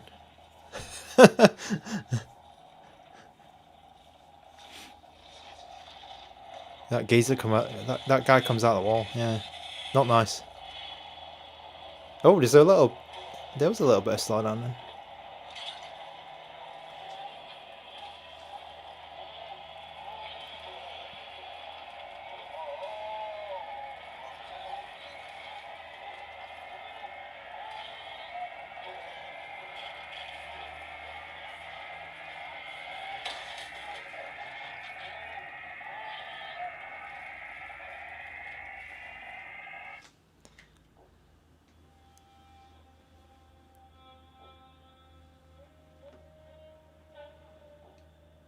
Alright, I'll skip this video. The videos usually work fine.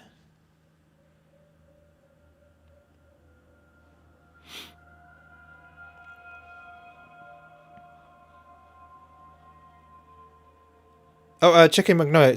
Sorry, I didn't answer your question. My device didn't come with any SD card. ANBERNIC sent me the one without any cards. So I think on the website it's equivalent to black standard version.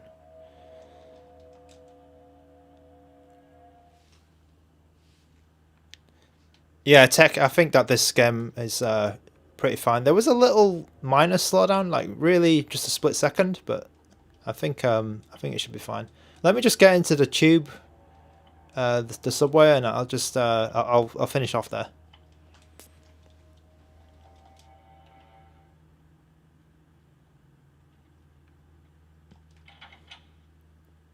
I mean, it should be okay. I don't foresee any issues.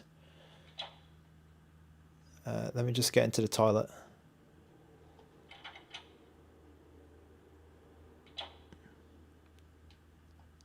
Oh, where's that hole?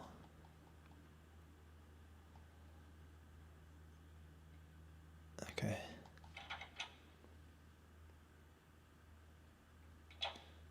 Cygnus, you probably could run some really like low end stuff, like maybe Stardew, something like that. Maybe like, I wonder if it can run Call of Duty 4, or Call of Duty 2. But it might be asking too much. We'd need something like Exagear or Winlater, Mobox. I'm not that experienced in that kind of emulation. There are some PC emulators for Android, but yeah, I'm not that good at configuring them. I've not been able to get much out of those actually.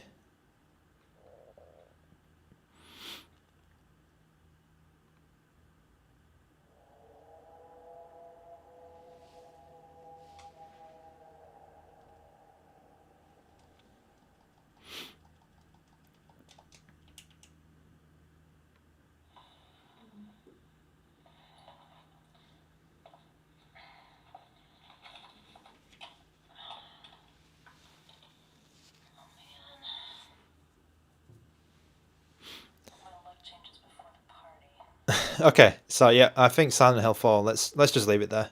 I've forgotten what happens after. It's like there's a bang and then you can go into the toilet and then there's a subway section. But I think that's good. Right, so I'm gonna play Simpsons Hit and Run because I've just seen that game there, and there is someone who keeps asking for it on. Oh, it's a highly requested game, I think, on Retroid Pocket 4, but I never got around to playing it. And it should run okay, right? Or is it a difficult to run game? Oh, is it a difficult to run game? It's not running great right now.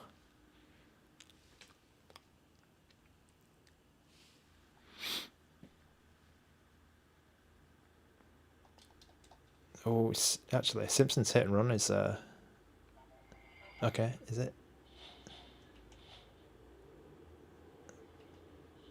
Okay, let's keep going for these logos.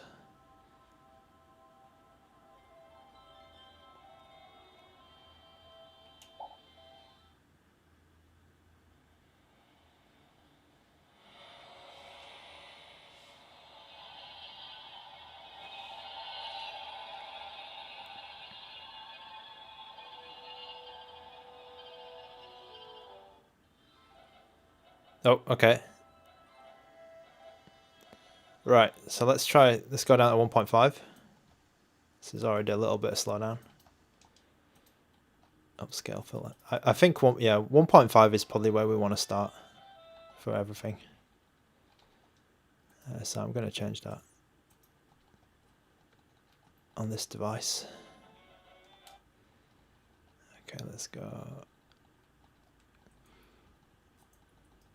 Let's set this up here.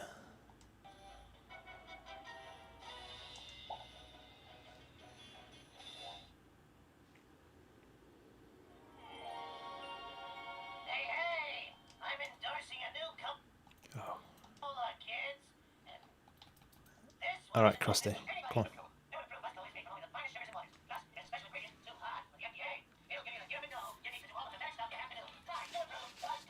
I think it's closer to the RP4, Eric. It's closer to the RP4. But you do get some other. I mean, there's a bit of a trade-off in terms of performance because it's the screen, isn't it? You're getting the screen and you're getting the grips. And you're trading that with the performance.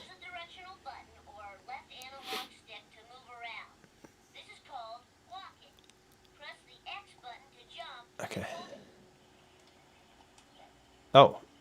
Okay. Right, so when you get in game, this actually runs quite well.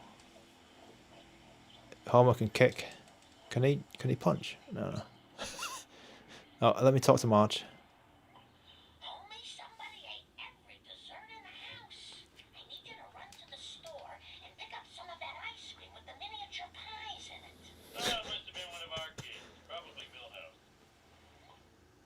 Right, so let's get some ice cream. Okay, go to the Quickie Mart, get ice cream and cola. Alright. Get into your vehicle. Where's my vehicle? Okay, there it is. Oh, is this like GTA? Let me get those things.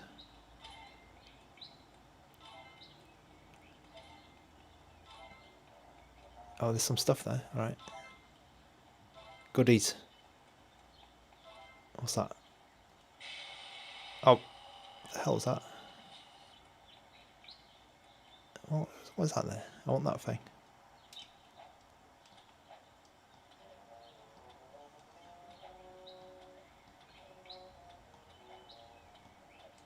I want that spinning thing.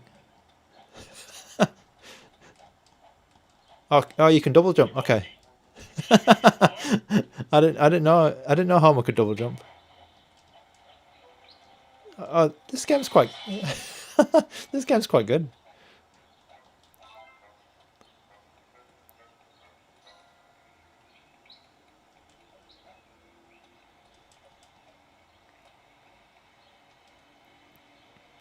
All right, let's go to the Quickie Mart. Does it tell you? Okay. All right. Oh, okay. This game is running quite well. So I had a bad feeling about it, like just in the menus, because it was chugging a bit, you know, during the credits and the new game and all this stuff. But the actual game is running quite well at 1.5. Oh, I missed the Quickie Mart. Okay.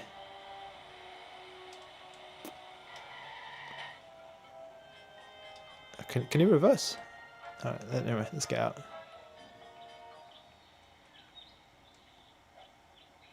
Yeah, this is all right. Oh, and okay, let me just. Oh, okay, I found the reverse button.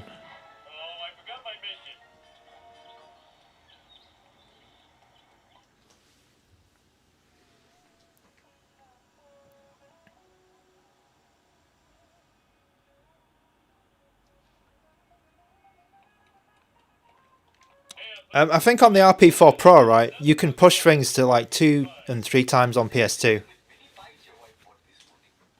But for other systems, Eric, maybe like PSP, it doesn't matter so much because PSP you can already, you know, you can already upscale so high that I think this device is going to be really good for PSP, for example. GameCube, it might be a bit. Yeah, GameCube might be a bit ropey actually. We'll see. We'll see. It might be like another case of 1.5x resolution. Congratulations, Homer. Mission complete. Go back to Vita, Mom to start I think Vita might be all right.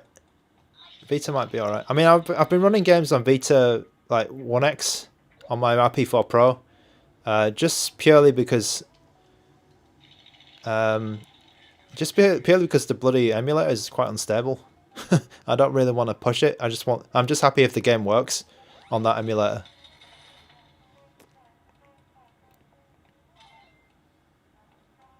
Oh, what did I do? What the hell is that? Okay. This game is quite. This game looks good, by the way. There's something about this screen, right?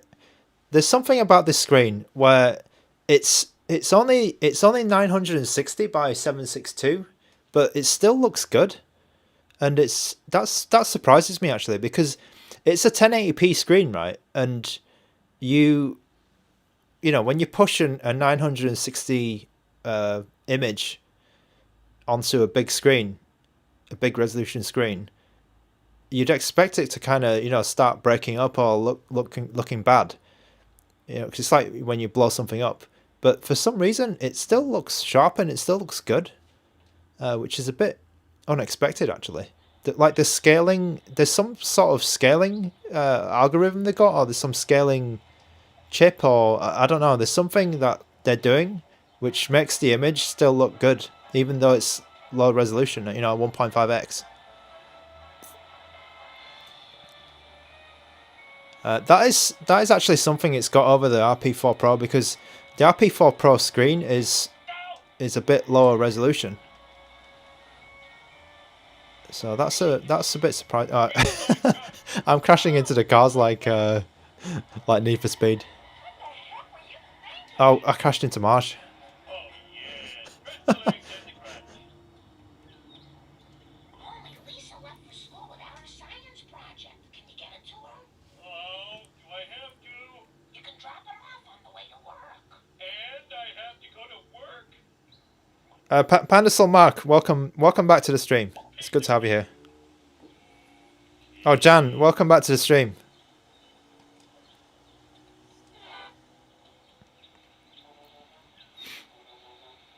A-Rod. Yeah, I think you've got a good choice right now. I mean, there's a good. I don't think there's anything. Right, there's nothing immediately coming out in this sort of price range now. So I think it's okay. It's safe to buy. Safe to buy something.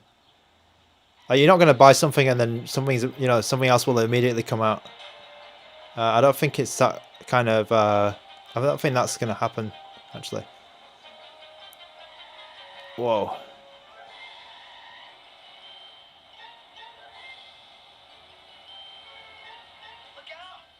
Oh, I just ran someone over. I'll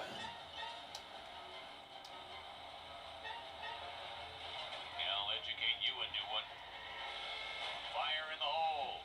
What do I need to actually... do I need to take this guy off the road? Take that. I'll educate you a new one. 2, 4, 6, 8, you duck, 5, 3, Oh, I need to beat that. Okay, sorry. I was trying to run him off the road.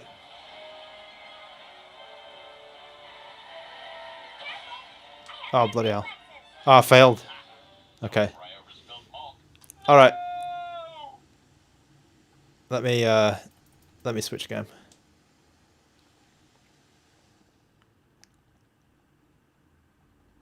Okay.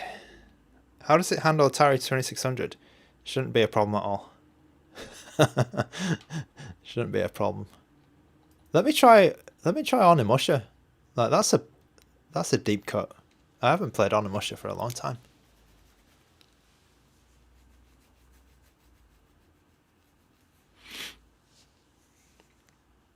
A-Rod's 23, right? Is it your first handheld that you've ever bought? I'm not sure what C12 PS1 is, by the way.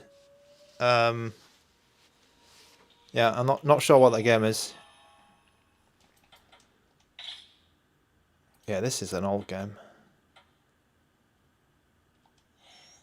I think I finished this game. Okay, A-Rods, I recommend you buy something a bit cheaper as your first handheld. Because, whoa. That was flashing like mad. C12, because these Android handhelds are a bit complicated to set up. So you may not like it, because some people, you know, they'll buy an Android and they'll be like, you know, what the hell is going on? Wrong within the Inabayama castle. Some of the maids and servants have gone missing, and I fear Okay, C12 is a third-person shooter, right? I will keep that in mind. I am so scared some But yeah, seriously, A-Rods, like if you're considering one of these devices, I recommend you start with something a little bit, maybe just a bit entry level, because you probably don't need something like this if you just want to play PS1 as well. understand. I played Need for Speed Underground 2 earlier. I can play Hot Pursuit if you want. I got a bit of time. Oh, it's not an analog stick game. Okay. Right, let me just check my settings. Oh, so this doesn't have a widescreen. Oops. This doesn't have widescreen. That's a bit of a shame. Okay, that's all on. That's all good. Okay.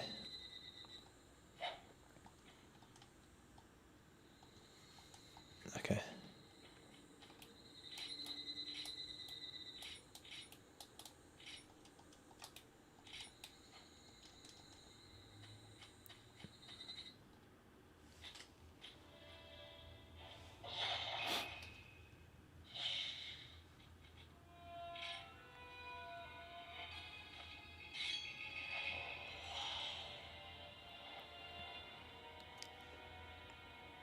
Princess Yuki!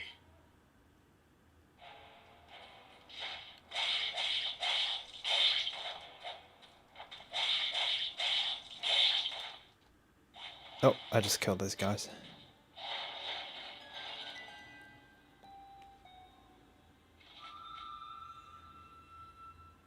Wario World. Wario. I think you'd better play Mario on this. Wii might be a bit of a stretch. Wii games might be a bit of a stretch. Pandasol Mark, what do I think of the 556 so far? Right, so I need a bit more time with it. I'm liking the ergonomics. I definitely feel like I could play on this handheld for a long time and not have any cramps or anything. And I feel like the weights is good, and I feel like the balance of the handheld and where all the placement of the controls, I feel like all of this is good. I have no problems with the analog sticks. I think they're actually okay. Maybe they just need to tune them a little bit, just to maybe make the diagonals a little bit easier. I think that was more of a scientific thing, to be honest. The triggers, I haven't used the triggers much, so I'm not too sure about the triggers.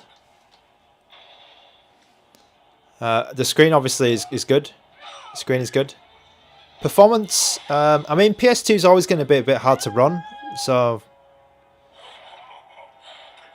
I'm not sure about the performance at the moment. I'm a bit disappointed that it couldn't run Tekken Tag Tournament, because that's one of my favourite games. I think it'll probably run Tekken 4 though, and Tekken 5 maybe. They're a bit easier, I think. How are the joysticks? Yeah, so some people were saying the joysticks weren't good or something, but I actually think the joysticks are fine. I think they're okay so far.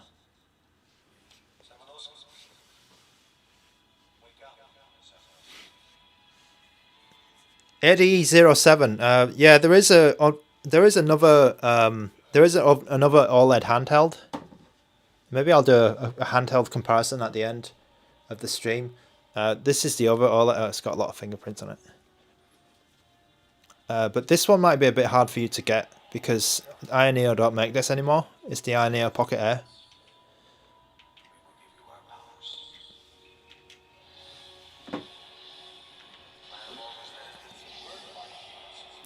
Leonard Lewis.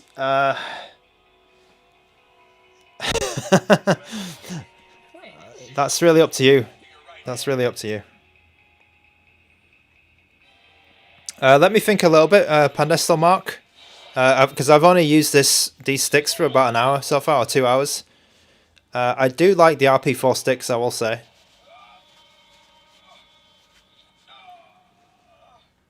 But I've always liked these sticks, to be honest, because these are ANBERNIC sticks, which they've used in a lot of handhelds.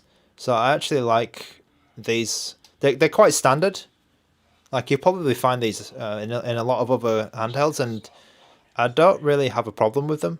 Power of this gauntlet. I will destroy all of those monsters and save the princess. Yeah. So, Mark, I need a little bit more time with these sticks, I think. And maybe play some games where I need some more accuracy in them.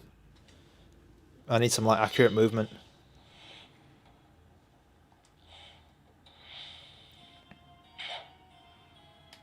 Okay. Oh, actually, this game you couldn't. I don't think you could even use the sticks because this game's a bit old.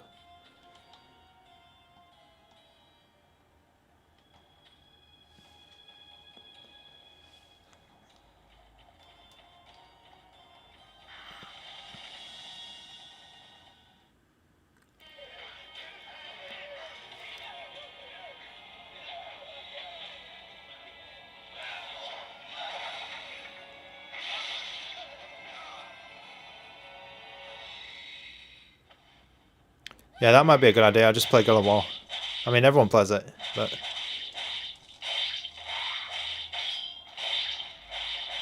Yeah, I should probably put God of War on.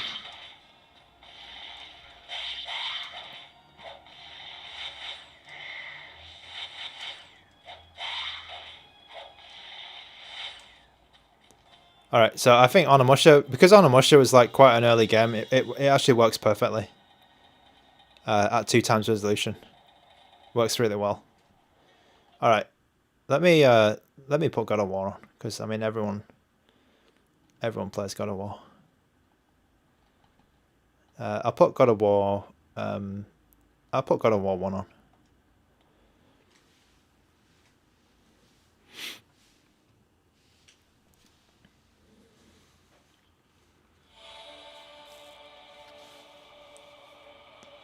Yeah, Moon Vision.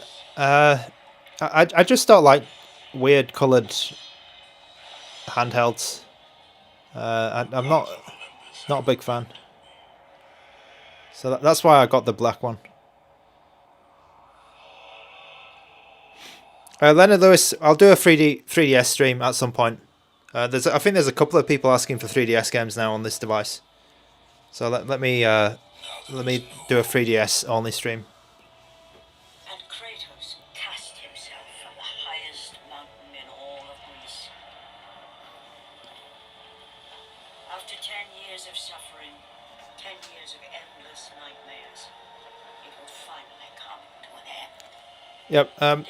Don't worry if like you suggest some games and I don't play them in this stream, because I think I will be playing the RG556 for a while, just so we can get a good range of tests and I can compare it properly to the RP4 Pro.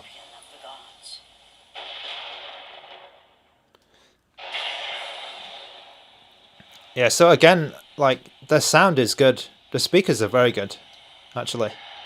I will even say, yeah, they're very good.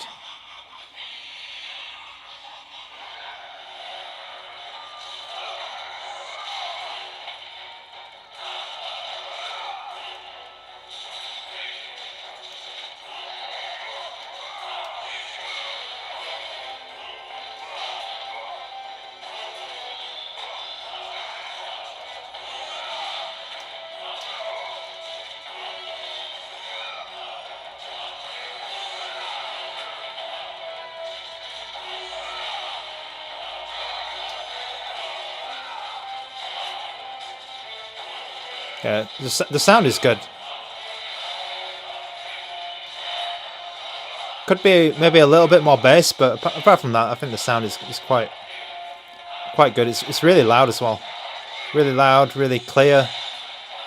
Stereo separation is good. It's quite nice.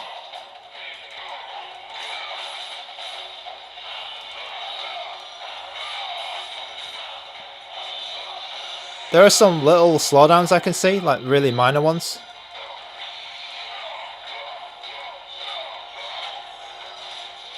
But I think it's okay. Like majority of the time it's 60. I think most people are not gonna notice those slowdowns.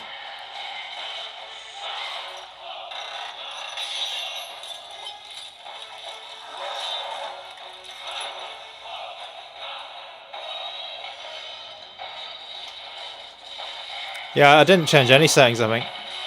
But we left it on 1 times, did we? Or 1.5? I can check the resolution in a moment.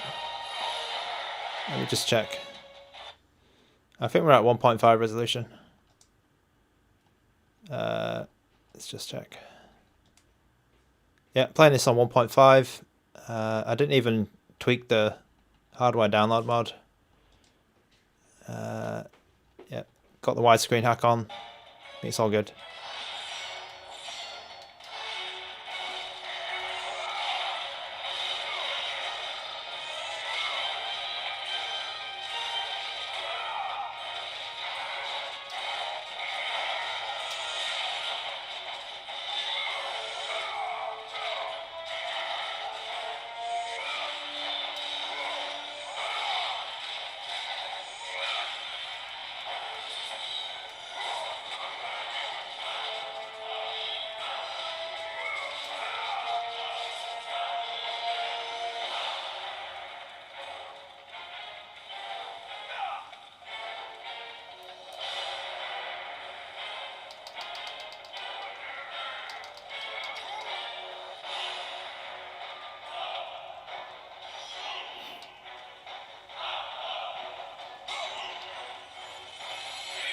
Oh, I needed that.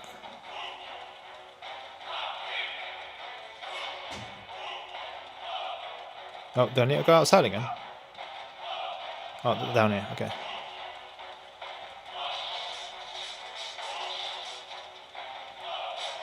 What?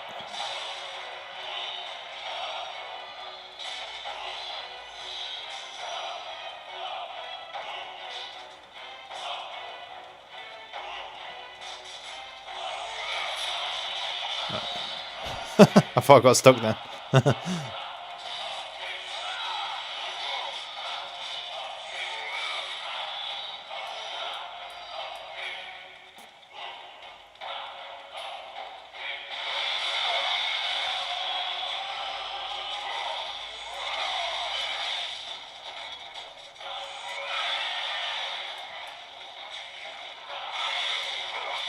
Oh, what?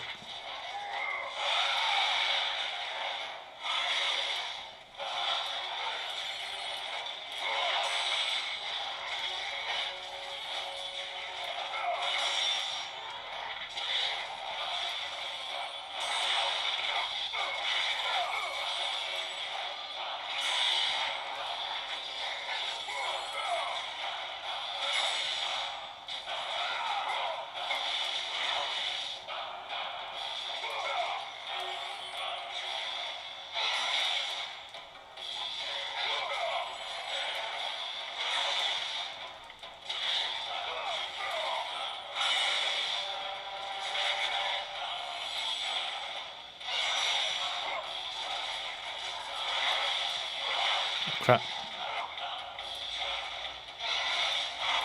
Oh, what?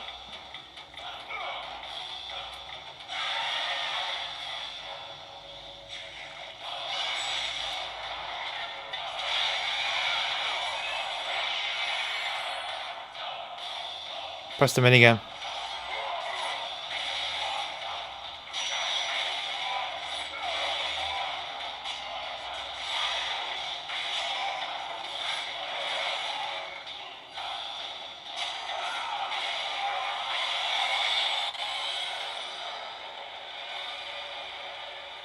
Oh.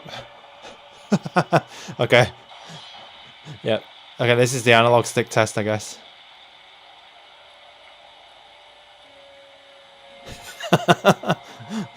Oh.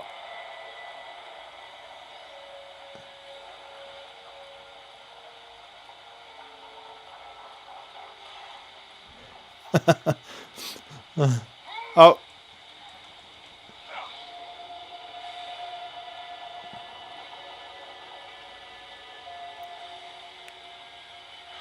Okay, it's not. It wasn't bad. I'm gonna go back again, just to like. I'm really testing this analog stick here. I'm gonna go back. You would probably never do this in ever, but yeah. For science, I will go back.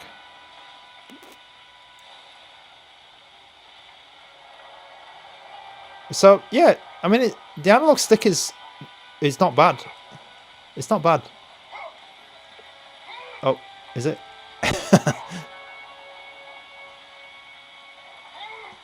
Oh, maybe that angle is not right. Not quite right. Oh, okay, no, it's alright. I think it's okay. I think it's okay.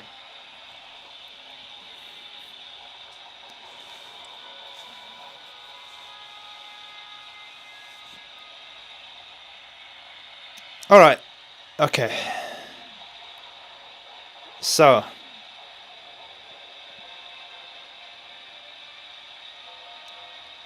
I'm just checking that, checking the chat here. Yeah, not too much happening. Alright. This is at 1.5 resolution. Pablo. Let me try 2 times. But there were some very minor slowdowns when I was fighting. So I think it might work okay. It probably will work okay if I'm at 2 times here. But I think 1.5 might be better just to keep like combat smooth. Oh, actually, no, it can't even handle 2 times in this room. So it needs to be at 1.5.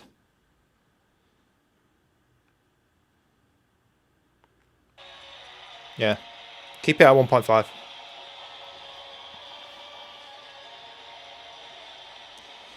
All right.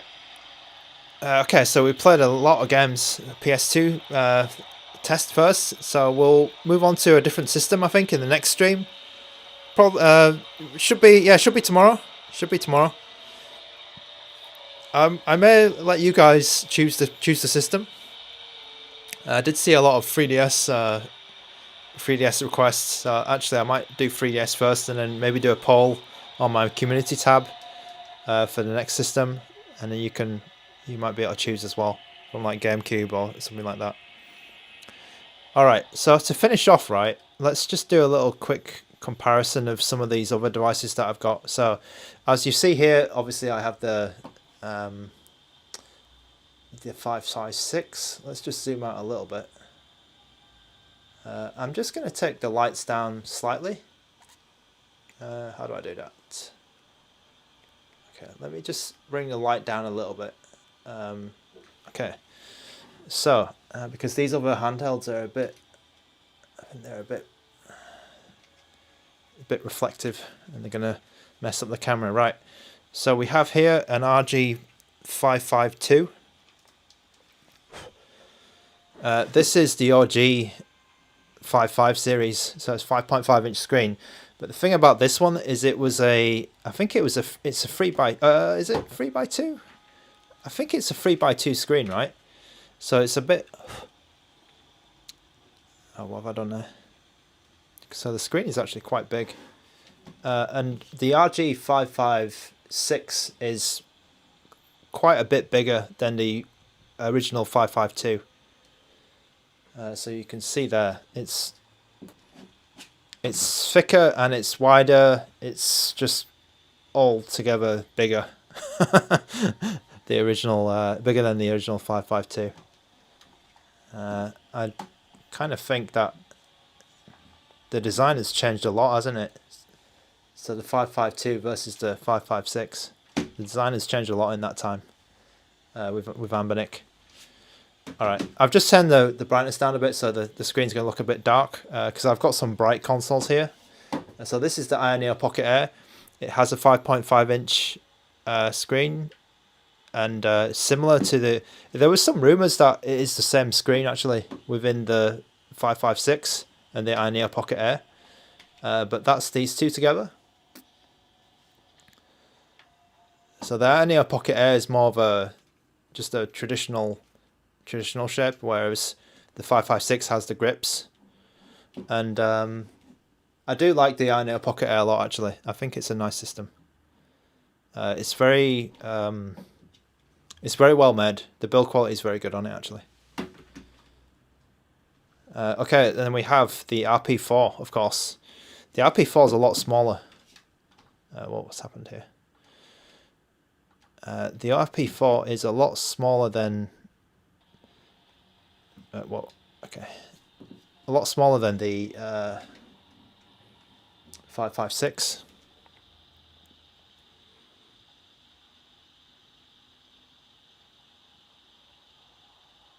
Yeah, Eddie07, the 3x2 is indeed the Game Boy Advance ratio.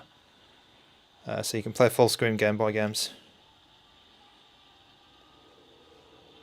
Pocket Air, RG556 and RP4 non-pro models, we can safely assume performance is similar. No, actually, the Ioneo Pocket Air is a Dimensity 1200, and I think it's on par with the RP4 Pro. So these two are together, and then I'd say that the 552 is at the 552 is quite old now, so the performance is not that good on it anymore. And then this one is closer to the RP4 normal and the Odin 1. I think I don't have an Odin 1. Sorry, just to bring back. Okay, so these are obviously the most popular handhelds right now, I think, in terms of like YouTube anyway. I think everybody's talking about the RP4, and 556 is going to get popular, I think, this month as it starts shipping out. But you can see the size difference is quite big, so it's kind of hard. It's actually a little bit hard to compare these because they're kind of different. Because the RP4 is more portable. It's a more portable system, but it's a bit less comfortable, and the screen is. I'd say the screen is noticeably worse actually. The screen on the RP4 Pro and the RP4 was not the strong point. I think it's a bit. It just gets you by actually. It's okay. I mean, it works. It does its job, but there are a lot better screens out there for the with the RP4. But the performance is good on the RP4 Pro, of course. Yeah, the Pocket Air is expensive. It is quite expensive. I mean, it's impossible to get now. It's expensive as well. On Indiegogo, I think it launched, quite high price. I was very lucky to get one from China, quite cheap, closer to like $200. So I got a really good deal on my Pocket Air. I think it was about this time last year. But I really like the Pocket Air. It's kind of a bit of a collector's item. There's some things that are a little bit dodgy with it, like I think the buttons are really small. That's something that I don't like, and the software is not great. Ioneo software, they need to work on it a bit. But yeah, it's cool. And then of course we have the Odin 2. So the Odin 2, can I zoom out a bit more? The Odin 2 is huge. But the 556 actually is almost as huge. That's kind of crazy. The Odin 2 is a 6-inch screen, and you can see the 556 is actually... The 556 is kind of like ANBERNIC's Odin 2, isn't it? It's a bit... Especially both in black here. It's kind of a bit uncanny. Even like the vent. It's quite funny. Quite interesting. Probably, if I got the transparent blue one, of course it'll be quite different. But yeah, the Odin 2 screen is very good, 6-inch. One of the best IPS screens actually. But this 556, I mean, I'm liking it so far. But I mean, it's always the honeymoon period for a handheld. But I've not, to be honest, I've not seen any like things that are popping out to me to say that this is there's something not right. With the Game Force, there is something not right with that, and that's definitely the software. And that's probably the most recent handheld which I've had a problem with. But this one, everything seems like it's been done to a good standard. Like I don't see there's no like big faults or big issues, or something that maybe even the analog stick thing. So I think this one is a bit, to me, it's a bit overblown. I've seen some other YouTubers saying the analog sticks, they're not usable or whatever. Like I don't know maybe something's been done about that in the time that those early YouTubers got their units and I've got my unit, because the analog sticks actually seem alright to me. And you've seen some of the tests that I've been playing today.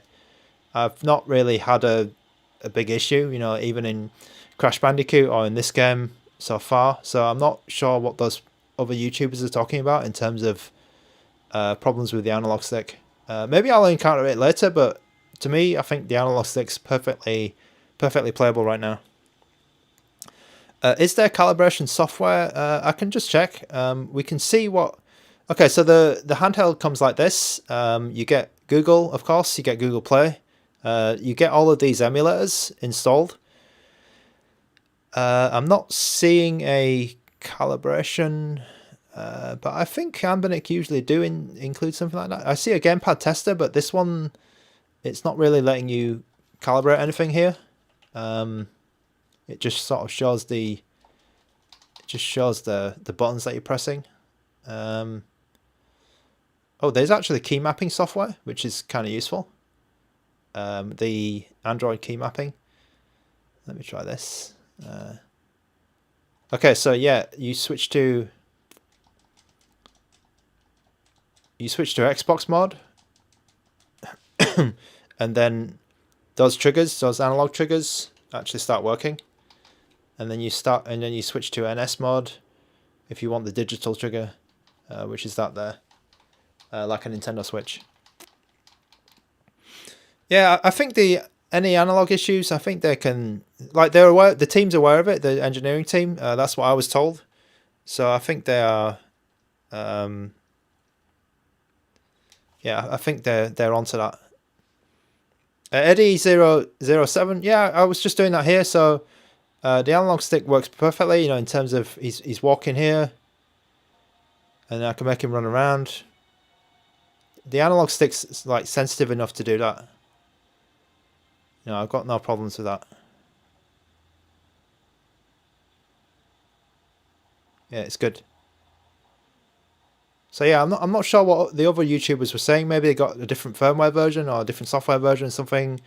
Maybe their sticks weren't well calibrated, 2 or 3 weeks ago when they got it. But yeah, it's actually okay for me. It's okay.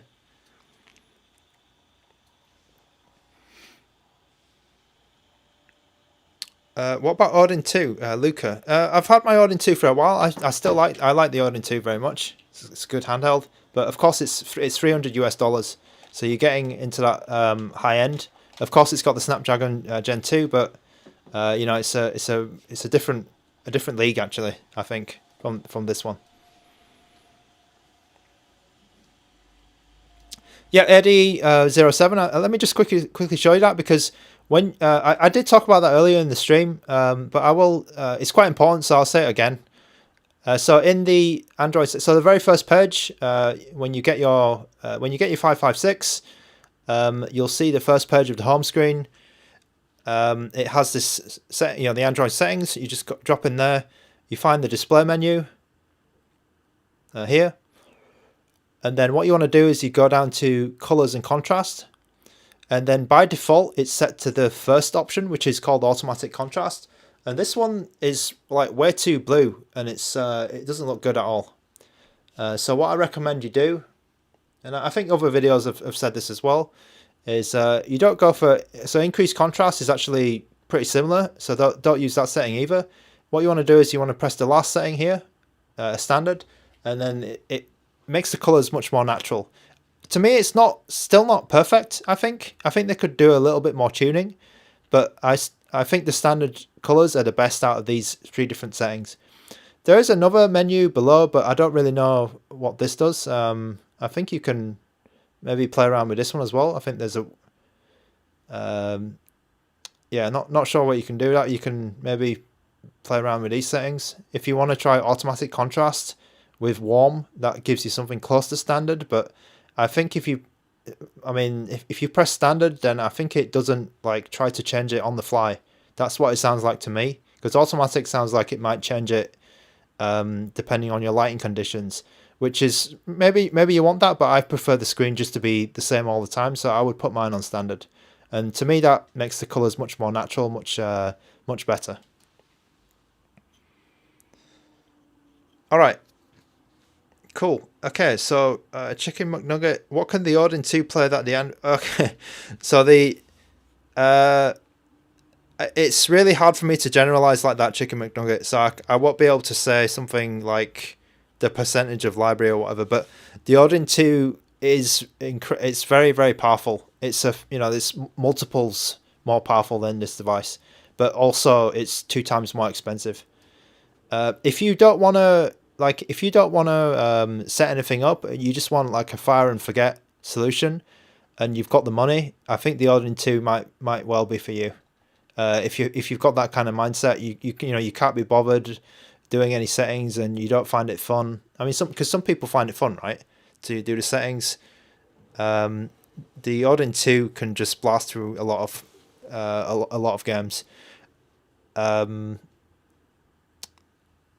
Yeah, it's really good actually. Okay, sorry, it's Layla. Can I play Jungle Floof?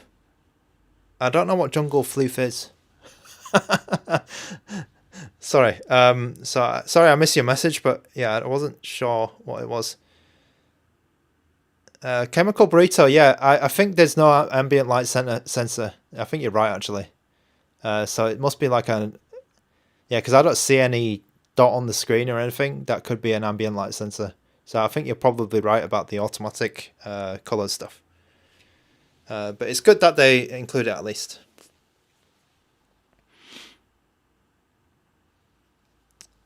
Whoops. Right. Okay. So let's the restart point. I think the restart point. You might have asked me for that before, and I forgot about it. Yeah, I think you might have asked me that before about Grand History 5. Lucas one asking for no, it's okay, the restart point, because I forget about the games, or I don't see the message, so it's not it's not your fault at all. It's good that you remind me of it. Okay, Lucas one, I'm sorry, I don't I'm not going to be doing a RP4 Switch stream probably for a while. I'll be switching to the 556 for a little bit, because it's quite a it's the launch week for the 556, so we'll be testing this one a lot more. I will go back to it at some point, but just not right now, I think. Okay, Master Adam Games 24. Yeah, the spec different. So the spec is the performance is less than the RP4 Pro, which I have here, but there is a trade-off in terms of the other features that you're getting with the 556. So the screen is way better than the RP4 Pro, so that might matter to you a lot more than the power. So it's a bit of a trade-off, and the screen is actually it's bigger. It's 5.5 versus 4.7 of the Retroid Pocket 4 Pro. And also with the 556, you get the grips, which mine are probably really sweaty now, but the grip does make quite a big difference in terms of the ergonomics. Like during this stream, I didn't really have any issues, or it felt quite good to play on this. It felt really good to play on this. So that's quite a big deal. Whether that's worth the performance to you, then that's kind of up to you, isn't it? Because maybe you value the fact that you want to be able to carry a device around everywhere, just in your pocket or something. This is a bit more that kind of device. Whereas if you're going to carry around a bag or something like this, the 556 is actually kind of nice for that. Can I zoom in on the plastic? I can zoom in on the sweat marks.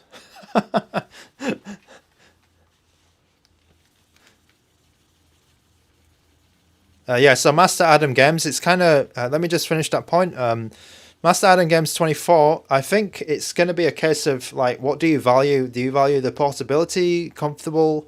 You know, you're going to play on this device for a long time.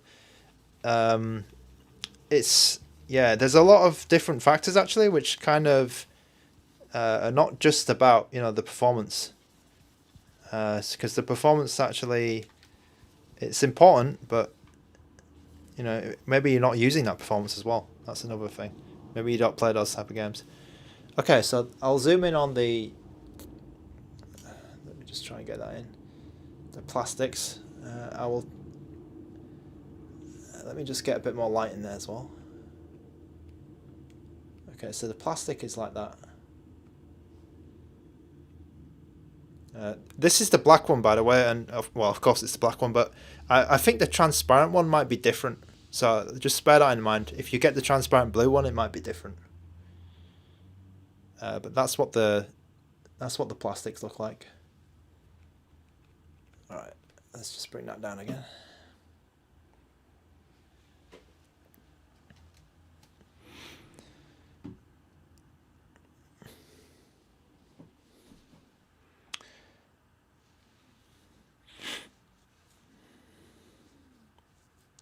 Yeah, Pandestal Mark. It's not like it's quite difficult actually to choose between these two, because they both do. Yeah, they both have got good points about them, which the other one hasn't, which is kind of it's kind of odd. It's kind of odd. All right, so I'm going to leave it there for today. I hope you enjoyed this stream. It's been an absolute pleasure showing off the RG556 to you guys.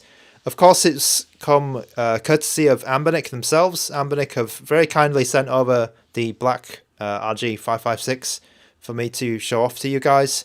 This was provided, full disclosure, this was provided for free by ANBERNIC to help you guys in your purchasing decision. But yeah, it was absolute pleasure to play some of these PS2 games for you guys. I will be streaming again, and we might play some 3DS next time or GameCube, but we'll try another system, and then we'll see how the RG556 fares against all these other handhelds as well. But for now, I will leave you with... What should I leave you with?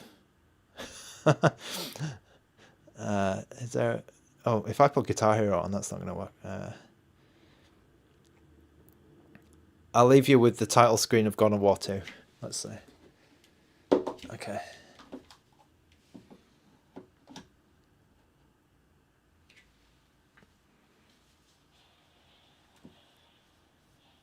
Okay.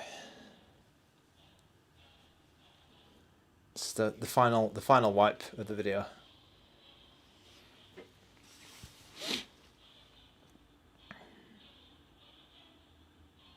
Alright, thank you Hang Yang, thank you Chicken McNugget, Pandestal Mark, thanks a lot for joining in. Chemical Burrito, it's good to see you again. Master Adam Games 24, Restart Point, Lucas 1, It's Layla, Eddie01, welcome. Thanks for joining. Luca, thanks for joining the stream. Oh, hi. There's someone called Hi. It's smaller than the audience too. Sorry, I missed your question. Eric Mitchell, thanks for coming back. AirRods23, thank you so much for joining in.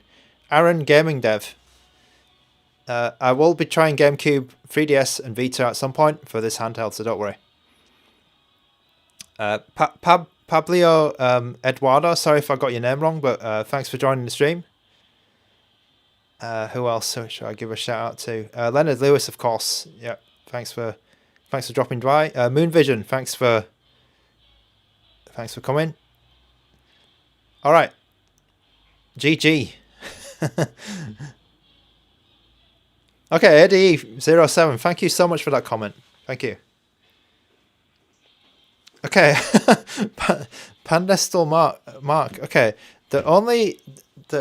here's some for the next channel, YouTube channel lore. All of these cloths are from MacBook Pros. They're actually Apple cloths. Do they have an Apple logo on them? Yeah. I didn't buy that many MacBook Pros, but I do actually have a lot of these cloths from yeah. There's some cloth lore for you guys. Okay, Aaron Gaming Dev, I often stream every day around this time. So yeah, the start is usually 2 hours before, and then I go for about 2 or maybe 2.5 hours. So 2.5 hours before this time in your time zone. So thanks so much for your support, and I hope to see you in the next one.